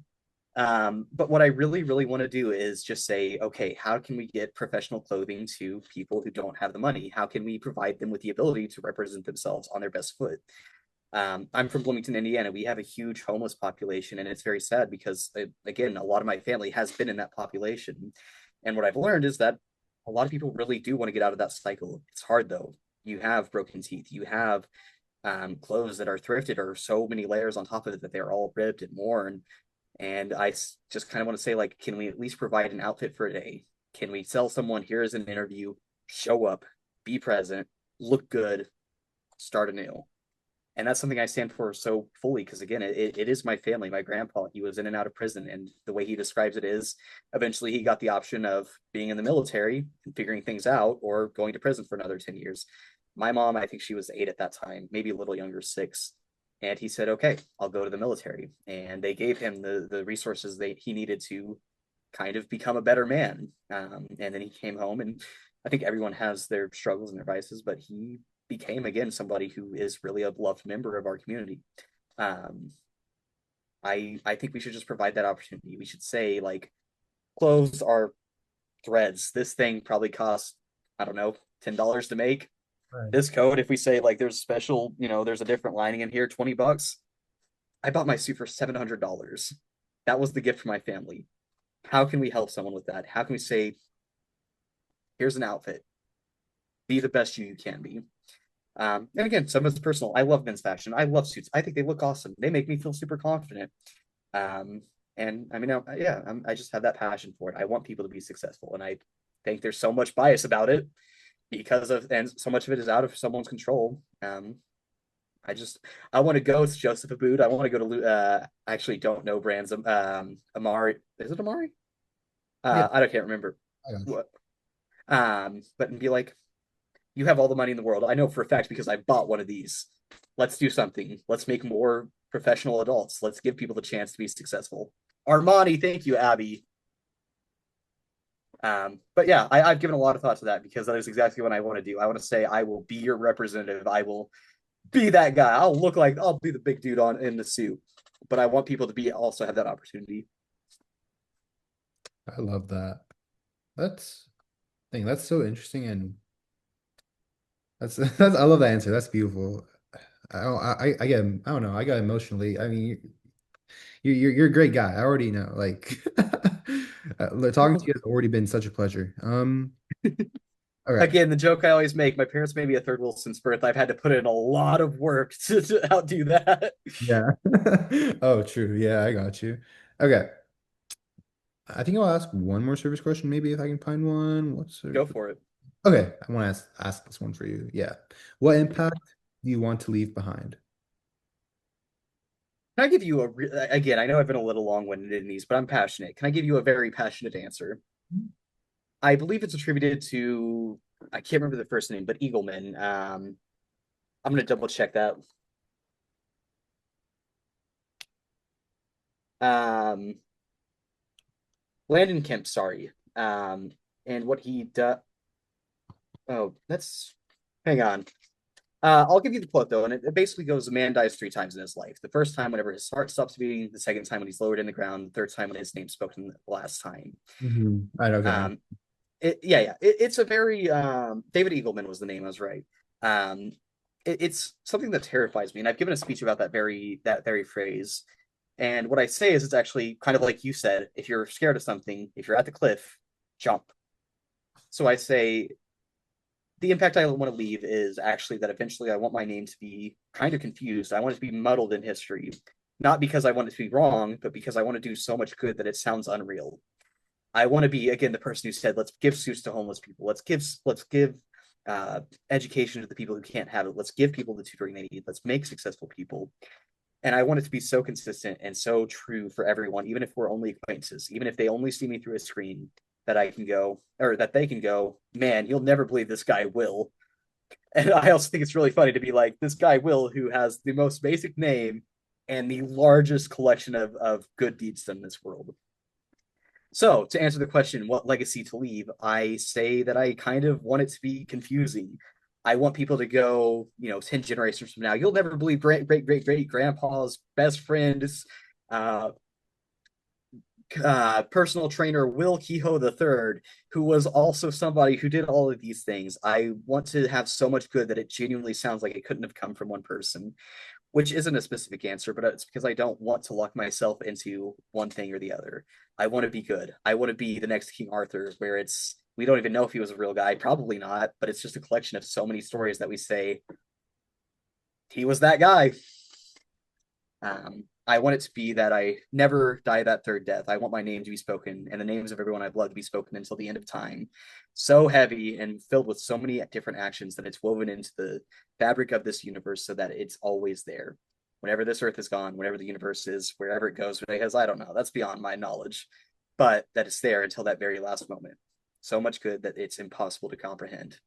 And if I'm being honest, I don't think it's as crazy as it sounds because I have so much time between now and whenever my final day is. Hopefully, I don't know. I'm not talking to the Oracle of Delphi yet. It's on the bucket list. Um, but just to say, every day I can try a little bit more. Every club I show up to, I'm going to bring it back to this because it's something I believe in so fully. 1% more. I can show up a little bit more, so consistently, so often, and just with a smile, a promise to try and do better, a promise that I can say, "Hey, Parsa, I believe in you. I want you to succeed. How can I be there for you? How can I be there for your friends?" That eventually my name is so confused. Hey, Abby, again. Um, that they say, no, no, no, Will, he was the one who did that other thing. No, he did. No, no, no, no, he did that. And I hope it's confusing. So at whatever time from now, just because I want it to be so full that it sounds impossible. That's like that's a crazy answer. I love it. That's definitely the most interesting answer I've had to that question. And it's like, see, that's what I'm saying. I think you definitely need to go into like philosophy because man, way your mind works is so interesting. And it's perfect. Like, well, I was gonna say perfect thing, and it's so great. Like, wow, Perfect. yeah, I'm going crazy. No, this is wow. Like you're yeah, I'm speechless. Like I'm just like feel like speechless. I don't know if I'm because I'm tired, but your answers are just like great. But yeah, I'm speechless. So you're doing I'm gonna awesome. assume it's. Listen, man. Sorry. I think I lost you there for a second. I'm gonna say it's because you're tired because I believe you absolutely have given similar answers. I am just a person, and you know what? You're Parsa, and I believe in Parsa because you know what? It's like I said earlier. There's only one, and you're gonna do great things. Thank you, thank you. You're going to do great things as well. All right, moving on to leadership questions. Um, Would you be okay with taking like a 2 minute intersection? I need to grab another drink. yeah, go for it. Awesome. Thank you. Welcome back. I really like it's really oh, thank you. I really appreciate it. I think I think it's good as well because we mentioned this earlier a little bit. I don't know if it was on the Zoom or like it was before or like before we started recording. But I think it's important for, in group conversations, everyone talks, but I feel like sometimes people can be left out. I'm not saying about I think any other lives, but I'm just thinking about in this group setting in a meeting, in real life, when there's more than like five people, or I mean, when there's more than two people, someone might be talking less than all the other people. So why I chose to do hallmark hits with one person at a time is so they get to say what they need to say. Yeah, I appreciate that compliment, Abby. And yeah, time to move along to leadership. Welcome back, by the way. I didn't even say welcome back. All right. So, it feels great to be welcomed. of course, I got you. I got you. All right. Mm, what's your leadership style? The question is, what's your leadership style in one sentence? But Oh, you can do two. oh, That might be hard for. oh. Hang on, I'll come back tomorrow. I'll get to you. But not as a part of the answer. I'm just curious if I need to give the like foundation. Are you familiar with the Clifton Strengths Assessment? I think I've heard about it, but no, I don't know it. It's just a really big personality test that kind of tells you what kind of leader you are. Can you send me that, Loki? I want to. Yeah, yeah, I got you. I'll pull it up and send it to you on Instagram real quick, and then I'll answer. I bet. But to get the foundation, essentially what it is you answer a bunch of questions like the Myers-Briggs personality test, um, and then you get an answer, and it's usually your top five. It is a paid thing, but we got it free through our school. And what it kind of gave to me is I'll actually just give me a second, tell you what my top five were because I think that's the easiest way to do it. Okay. But essentially, I kind of explain everything I do as a golden thread. I hate the word visionary because I don't think it actually describes a type of person, but I do to call myself a dreamer. Again, I am someone who looks to the horizon and pulls the thread and says there are so many steps between here and whatever the horizon is, but we can get there through these middling steps and do great things. So I would say I'm somebody who looks forward, says we can do grand things, I believe in you. Let's do it together as a team. Two sentences. There you go. Now I'll give you the actual thing. So my number one is futuristic. You vividly imagine the future. You inspire and energize others with your vision of what could be. I think I've shown that off a little bit. Yeah, yeah, 100%. Positivity. You have contagious enthusiasm. You are naturally upbeat and it can energize others. Belief. You have certain core values that are unchanging. These values provide direction and a strong sense of purpose. Inputs. You have a need to collect and archive, accumulate information, ideas, artifacts, or even relationships. Ideation. You are fascinated by ideas. You see connections that others don't and can view the world from different perspectives. So, again, I call it the golden thread.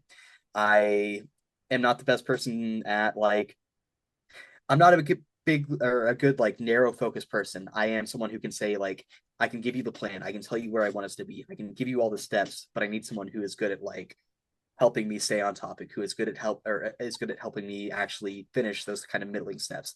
I can do them, but I'm best whenever I say let's aim for the stars.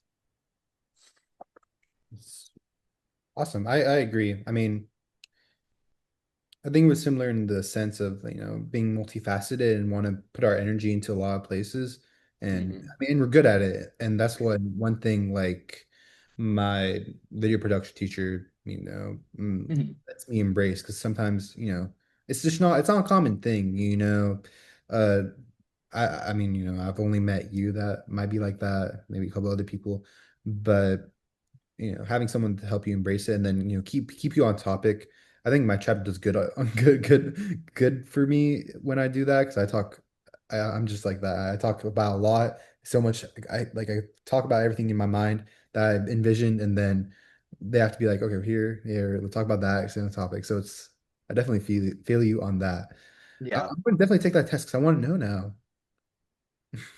It is really cool. I mean, like, it's worth it to ask if your school has any of the buckets. Fill your bucket. It's that psychologist who wrote that book, so they come with codes. It might be worth asking. I think it's like a $40 test, if not, but it is really helpful. It's very comprehensive. Okay. Um, but yeah, I also double check it. Okay, I did send it to you. Yeah. Um, but yeah, I think it's very accurate. Just somebody who looks at the horizon and says, "All right, we can get there." There's going to be a lot of time between here and there, but there does exist, and we will make it.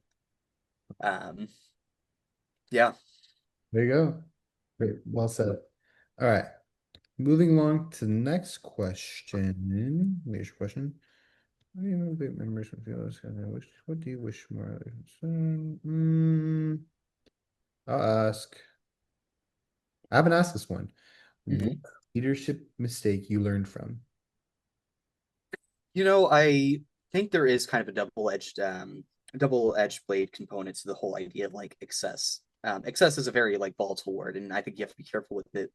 Um, but one thing I've learned, and this is kind of the thing that spurred the that Liam saying what he said to me was that you can put too much into another person. You can be somebody who tries too hard, and that can push people away. It is something that you have to monitor at times and be aware of. Because I had so much faith in someone, because I had so much belief in them, and I never pushed anything, but I was like, "Hey, I believe in you. I think you can do this." And it actually ended up costing me one of my most valued relationships because they just couldn't keep up with that energy. Um, and it's still something I'm learning, if I'm being honest, when to like back off, when to be like, okay, I'm 100% will, but you can only handle 70% right now. Hmm. Um, and it's weird to compare that to leadership. But in that friend group, I was somebody who typically led everything. I made sure all of our plans were set. I made sure everybody could do things. I made sure everyone was fed and accounted for.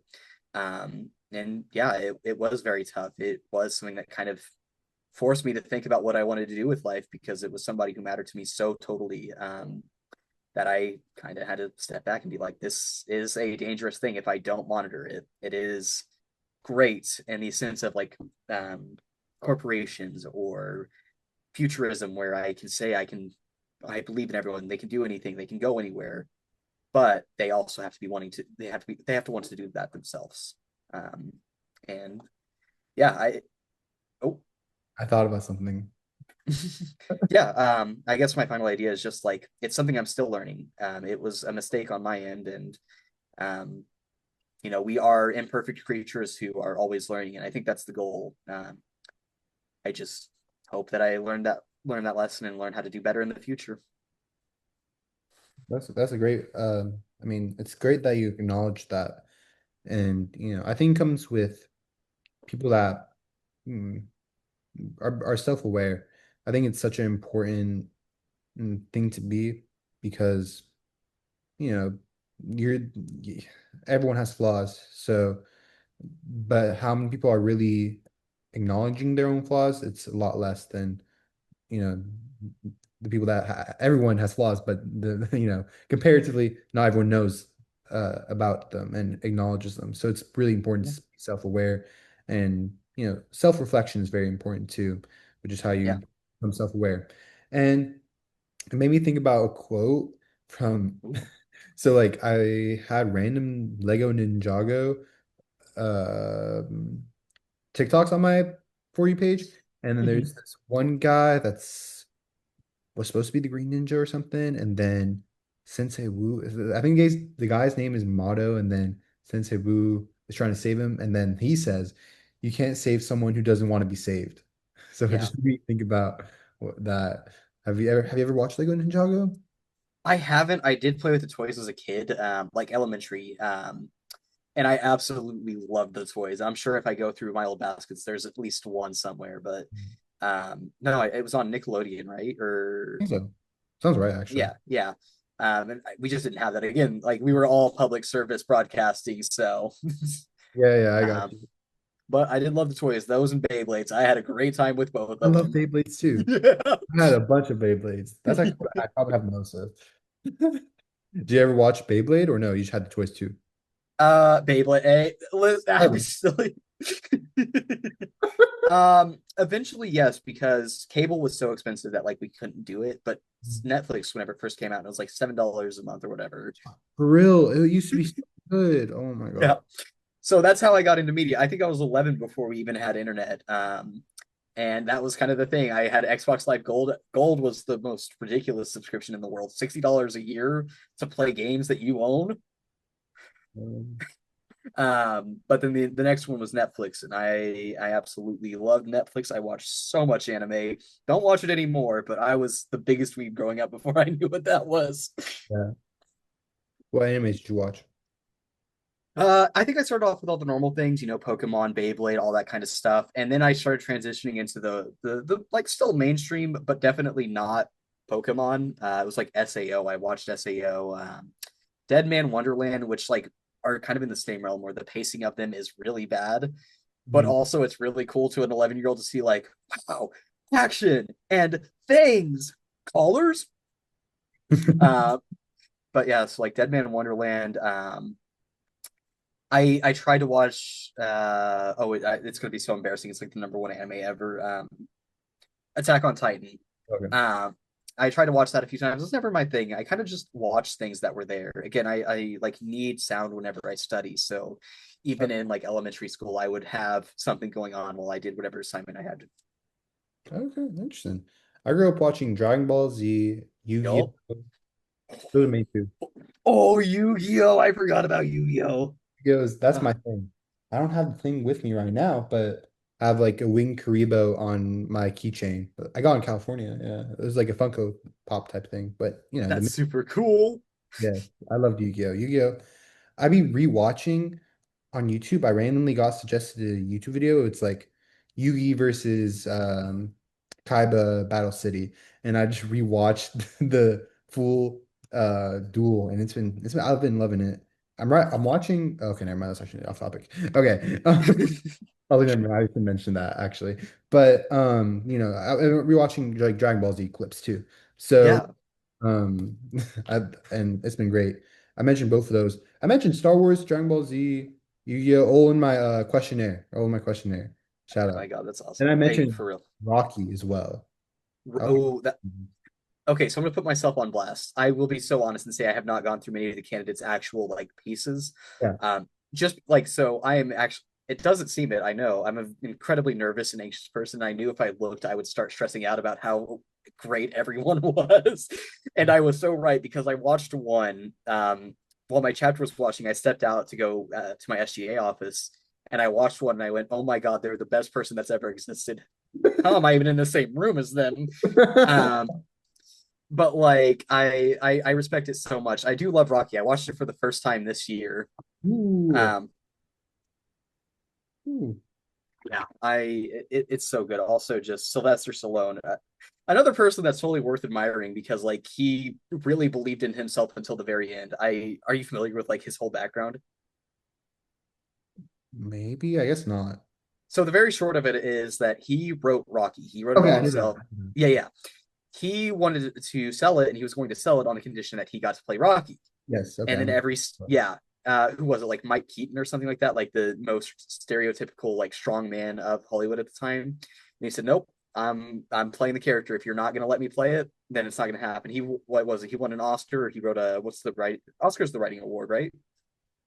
I think so. No. No, that's fine. Is But it yeah, Emmy? Oscar, Emmy? I don't know. I can't remember, but he won the awards. He won like best written film, and it all happened because he said, I know what I am. I know this is my story. I'm gonna tell it." Yeah. And now he's like one of the most famous actors in all of Hollywood. So Yeah. what a guy to look up to. I agree. I love the Rocky movies. That's actually the one Sylvester. Okay, I'm not Stallone. Mm. He's the only person I took a picture of his star at Hollywood when I was walking down. That's the only guy I took a picture of his star because I saw it. I mean, it's probably not because I. That's the only one I recognized when I was walking down the thing, and I wanted to take a picture of. So, Rocky movies, and then I also mentioned Full House. Full House is a show I grew up watching. That was my show. I I need to watch it. I've heard such wonderful things, and I've never seen it. Bro, you gotta watch it. It's low-key peak. I mean, I love it. If you look at that website where they like rate movies and stuff, Mhm. I mean, actually, I think most shows aren't even just rated well on that website. But yeah, Full House is goated. I love Full House. That's my show I grew up watching. And then the only other thing I mentioned on my candidate thing was Avatar Last Airbender. Oh my God, yeah. I never finished it the first time I watched it. I think I watched to the point where they accidentally invade the Fire Nation and like whenever Aang first grows hair. Oh, okay, okay, okay, yeah. And then Okay. I never watched it again because I was a little 11-year-old. But I loved it. I watched it in full like 2 years ago now, I think, and it was so good. That's I awesome. loved it. Yeah. So, yeah, let me move on to the next question.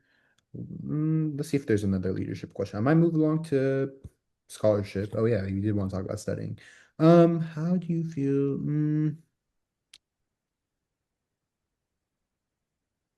How do you? Oh, my light just turned off. Oopsie. Dark. Okay. Hey guys, we're back. So, um, that's gonna be the transition. It's just gonna come from you. Like, that, hey guys, we're back. Oh my God. So, welcome back, guys. Now we're gonna move along to uh maybe one more leadership question. Let me look. Mhm. Um, See, I want to know your answer for all of these because you just give such good answers, like genuinely. I'm a D1 yapper. I got that sports scholarship coming. Trust. 100%, 100%. Okay, I'll ask this one. What do you wish more leaders understood? Hmm.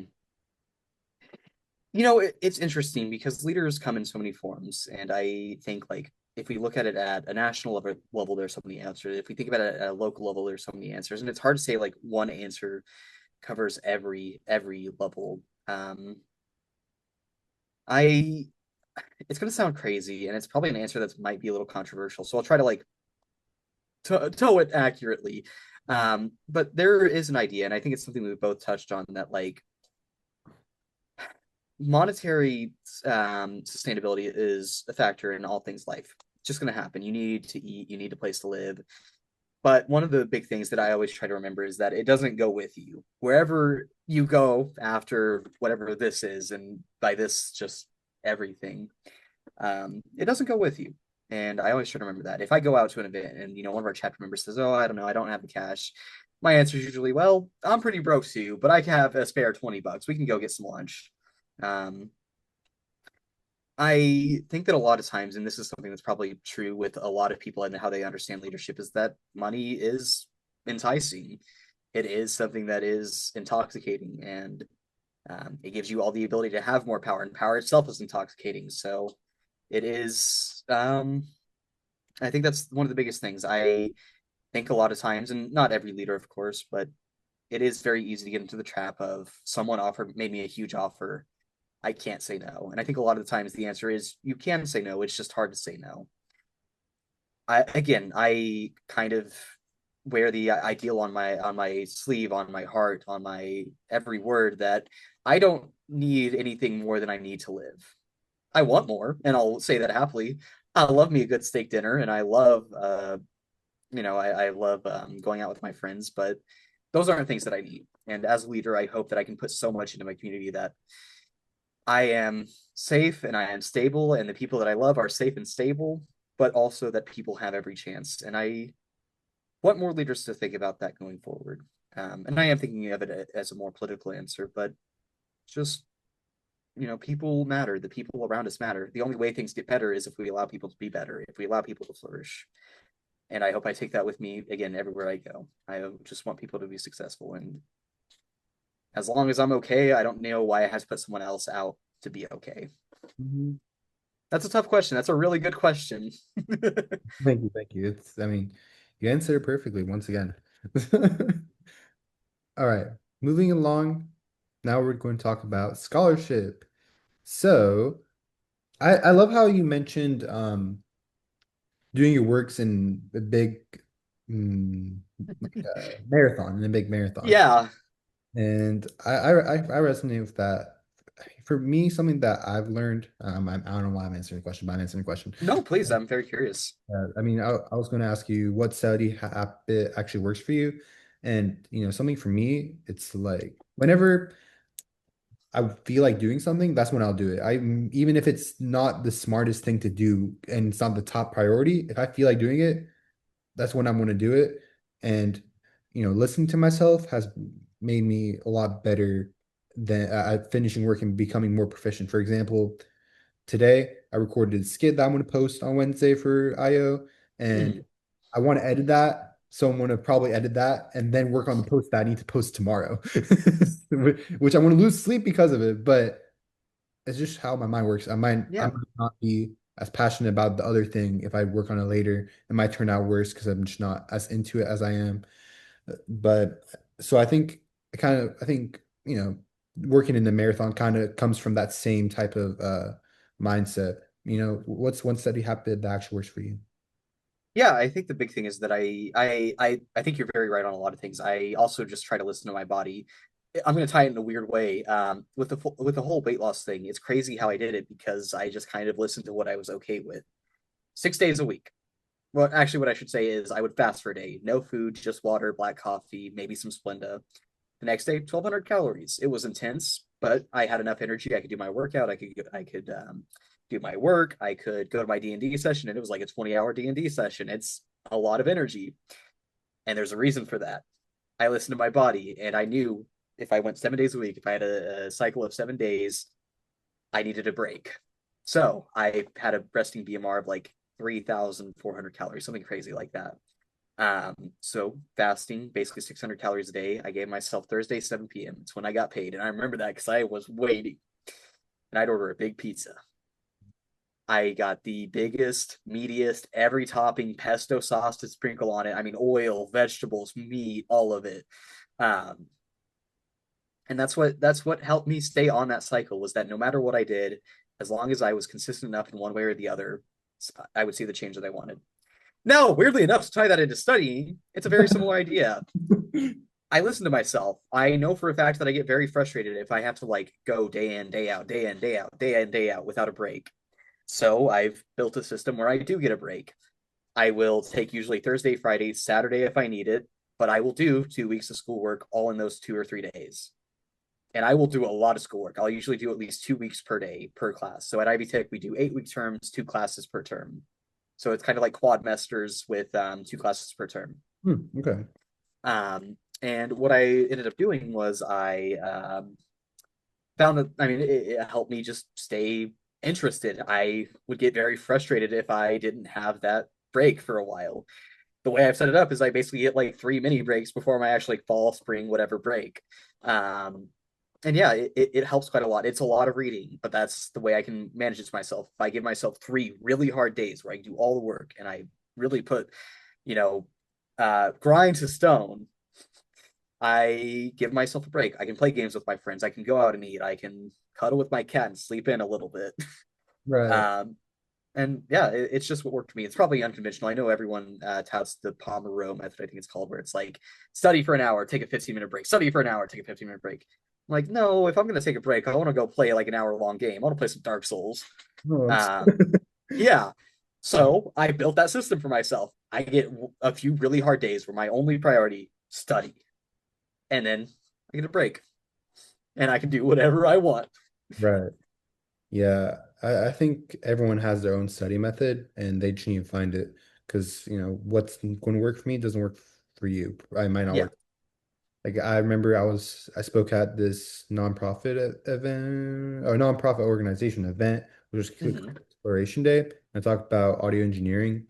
And then there was just a guy that uh he's a sophomore in high school, and Hmm. we just talked about, I talked about the campaign, I talked about, or relatively talked about the campaign.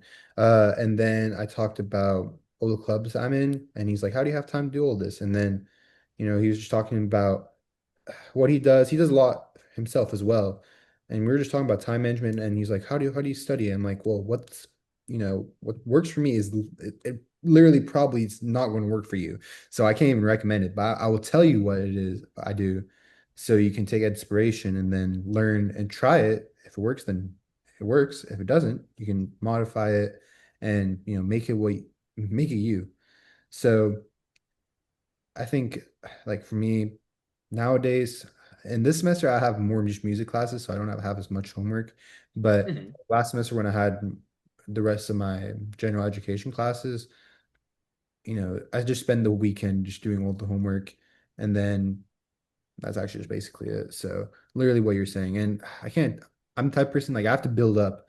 We were talking about like swallowing the big frog, but I'm the person, like, I need to do something easy, and then that momentum builds up and I keep doing easy stuff, and then I break down tasks really small, and then I start it, and then it gets easy from there, build momentum, and then do big tasks. So I give a lot of props to my philosophy professor because he is like I respect him for his ideals because what he described his teaching as is he was like, I've been at BYU, I've been at IU, I've been like an actual 4 year university professor, and he didn't like it. He wanted his summers, he wanted to be able to interact with the students, and one of the biggest lessons he gave to us was it was a really silly question, but how do you eat an elephant? And everyone had a different answer. Well, you put it in a fridge and then you eat it, and or you why would you eat an elephant? And his lesson was always, well, you eat it in pieces. And I did take that advice actually, but one of the things I kind of joked back to myself, I never said it to him because I didn't want to make it awkward. But what I said was, you never talked about how big the pieces are. I got kind of a big mouth. I can handle a big chunk. Um, and it's exactly that. Like I'm not going through my entire semester in one day, but I am going through a quarter of it, and then I get a week off, and then I can take another quarter in a day, and then I get a week off, and then right. that goes on. Spring break, bam! I've got 2 weeks off. I can go out. I can have my Saturdays and Sundays off. I get one really sucky day, and I complain during it the whole time. You should see my DMs with my friends where I don't want to do no more. I've read 300 pages. I just want to go to sleep, but I also want to go to lunch this weekend. So like, I guess I got to be here. Mhm. Right. Okay. Let me ask another scholarship question. Let's see. Yeah, absolutely. What's one resource here? Which one have it? What's your resource? How do you balance PTK life plus school? It's kind of tough at times because we are such an active chapter. But I think one of the big things I've learned also as a college student is just like I don't like telling people no outright. I just don't want to most of the time. And if I can find a way to say yes or not right now, I will. And that actually kind of happened quite a bit this semester where like I don't want to try and get like too heavy, but like there was a lot of personal stuff. My grandpa was going through some health situations. I was doing SGA, I was doing PTK, I had a full time class. I picked up a work study position, which my work study is awesome. I love our advising department. They are awesome. I love Jess to death. Jess is my supervisor. They're all awesome. But like it was a lot of responsibility to juggle. And I kind of had to say I cannot be as attentive as I was last year. With everything else I'm doing, I would love to be. I can't do it right now. And again, I think it's just being honest with yourself. I have the ability to try and do more this coming year. I mean, potentially as president, because I've managed the time well enough to say, well, my SGA tenure is ending.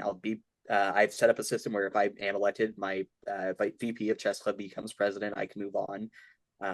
People understand IT club. I have people who ask about it, and I kind of tell them quite honestly, I'm like, well, I'm busy and I would love to be there, but it just doesn't work.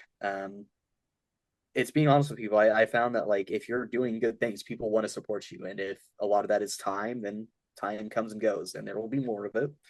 You've just got to be honest with people. So it's probably not a great thing to say that I've like had to take a step back from PTK this last term, but that's the truth of it. I had too much going on and had to say, well, the time right now isn't as acceptable. This coming term, absolutely, I'll have all the time in the world. I'm letting go of some of the responsibilities, but um, yeah, just knowing when to say no, when to say I can do that, but not right now, or when to say I'm free right now. I finished my work early. Let's get some writing done.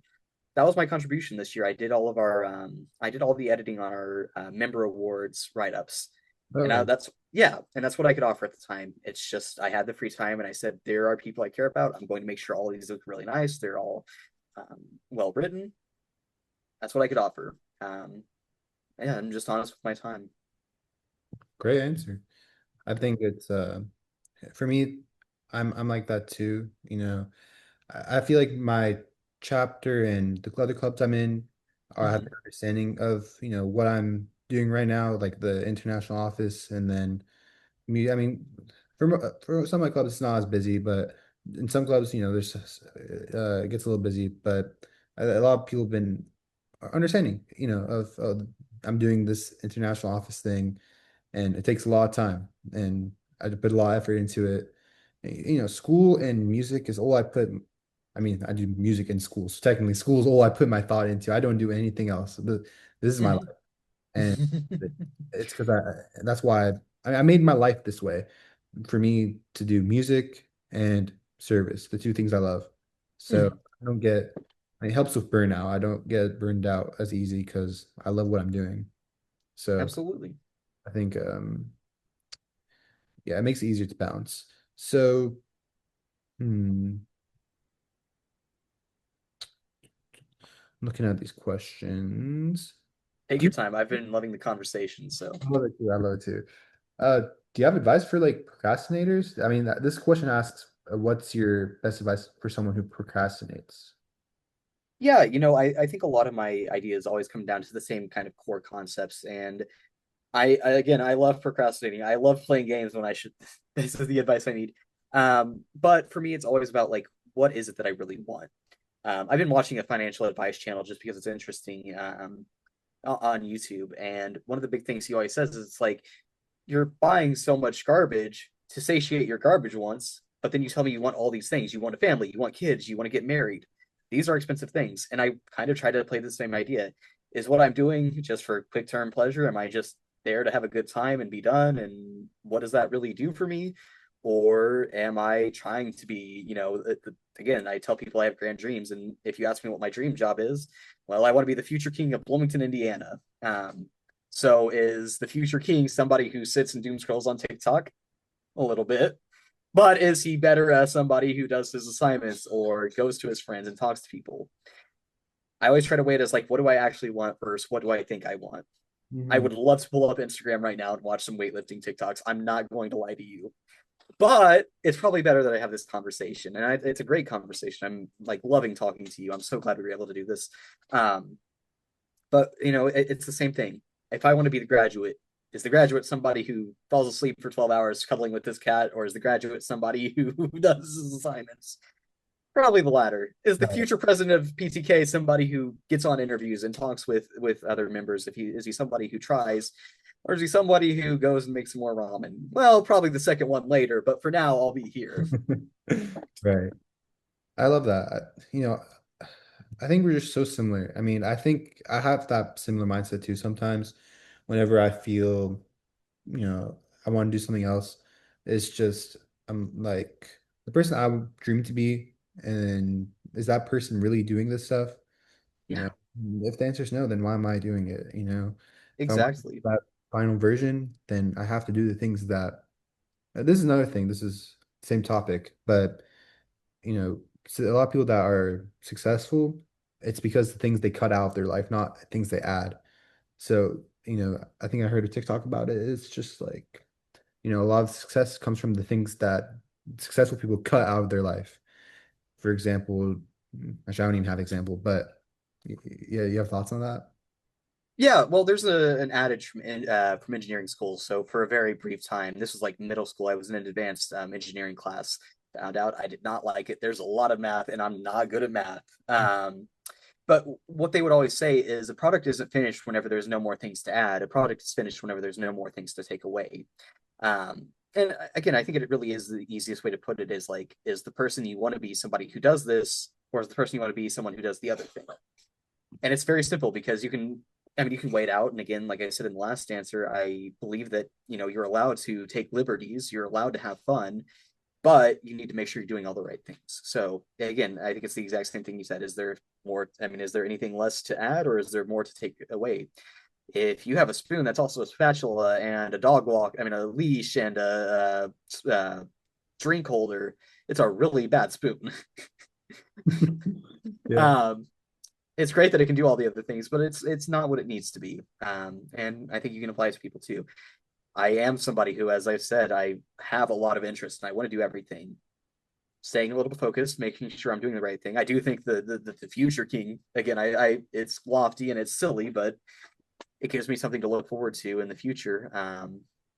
Is somebody who is multi-talented and learned and caring, but also who does all the right things and isn't so obsessed with everything that doesn't matter that nothing ever changes. Hmm.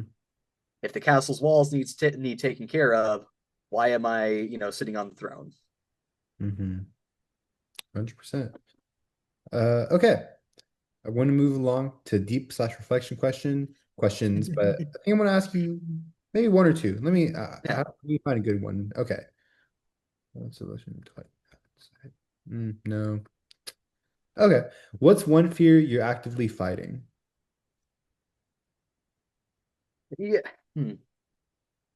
Again, it's kind of tough to say. I am a very nervous person, and I do my best not to show that. But there are a lot of things that I'm just kind of afraid of. Um, I think one of the largest things is kind of that idea I said earlier. I don't want to be forgotten. That is the scariest thing to me. There are a thousand things I can overcome every day, but there are some things that just aren't in my control. At least not in the way that other things are. If I'm scared of a test, I can study for the test. What do you do about being forgotten? Well, you try, but even then, it's not really up to you. It's up to other people how they remember you, and even if they want to remember. Um, so I deal with that quite a lot, and I do actually ask my friends for quite a lot of reassurance at times. Even with this whole campaign thing, I've messaged Abby twice to be like, I'm doing good, right?" Um, just because I mean I care about what people think about me. I know everyone says you shouldn't, but I don't think that's true. People are, I mean, humans are social creatures. We care about our community. We care about being part of a connected greater than us.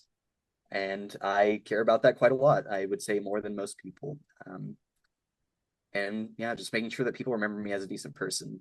I don't need to be the future king of Bloomington, Indiana, Ronald William Kehoe III, but I do need to be somebody's friend, Will.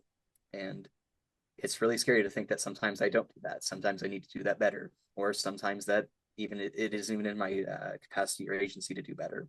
Sometimes a rock is just a rock, and you're not going to find a diamond in it. But you can always try. You can check more rocks. You can be there for more people. You can try a little bit harder. You can give a little bit more than 1%. You can smile and care and do your best. And hopefully that's enough. And if not, well, I've got tomorrow and I can try again.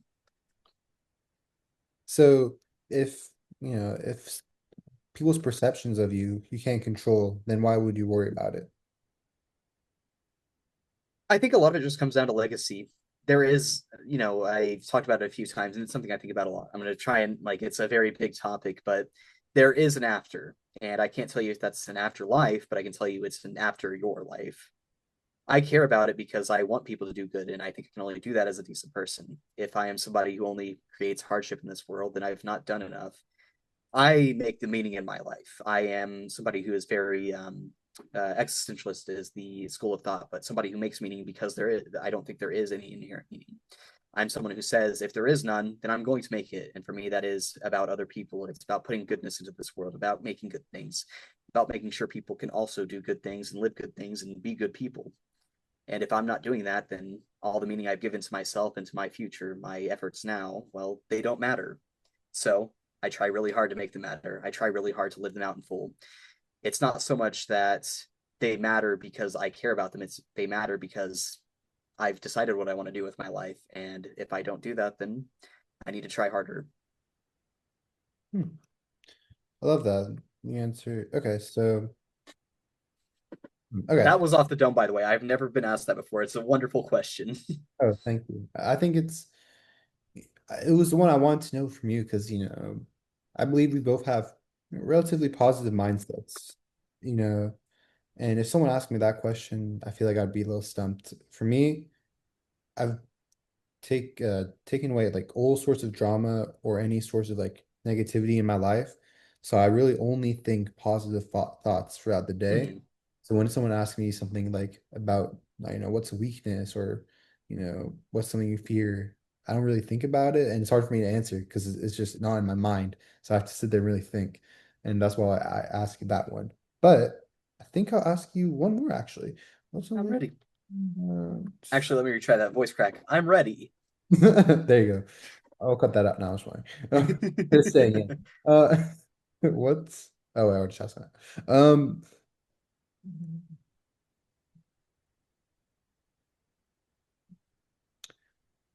What's a moment you almost quit but didn't?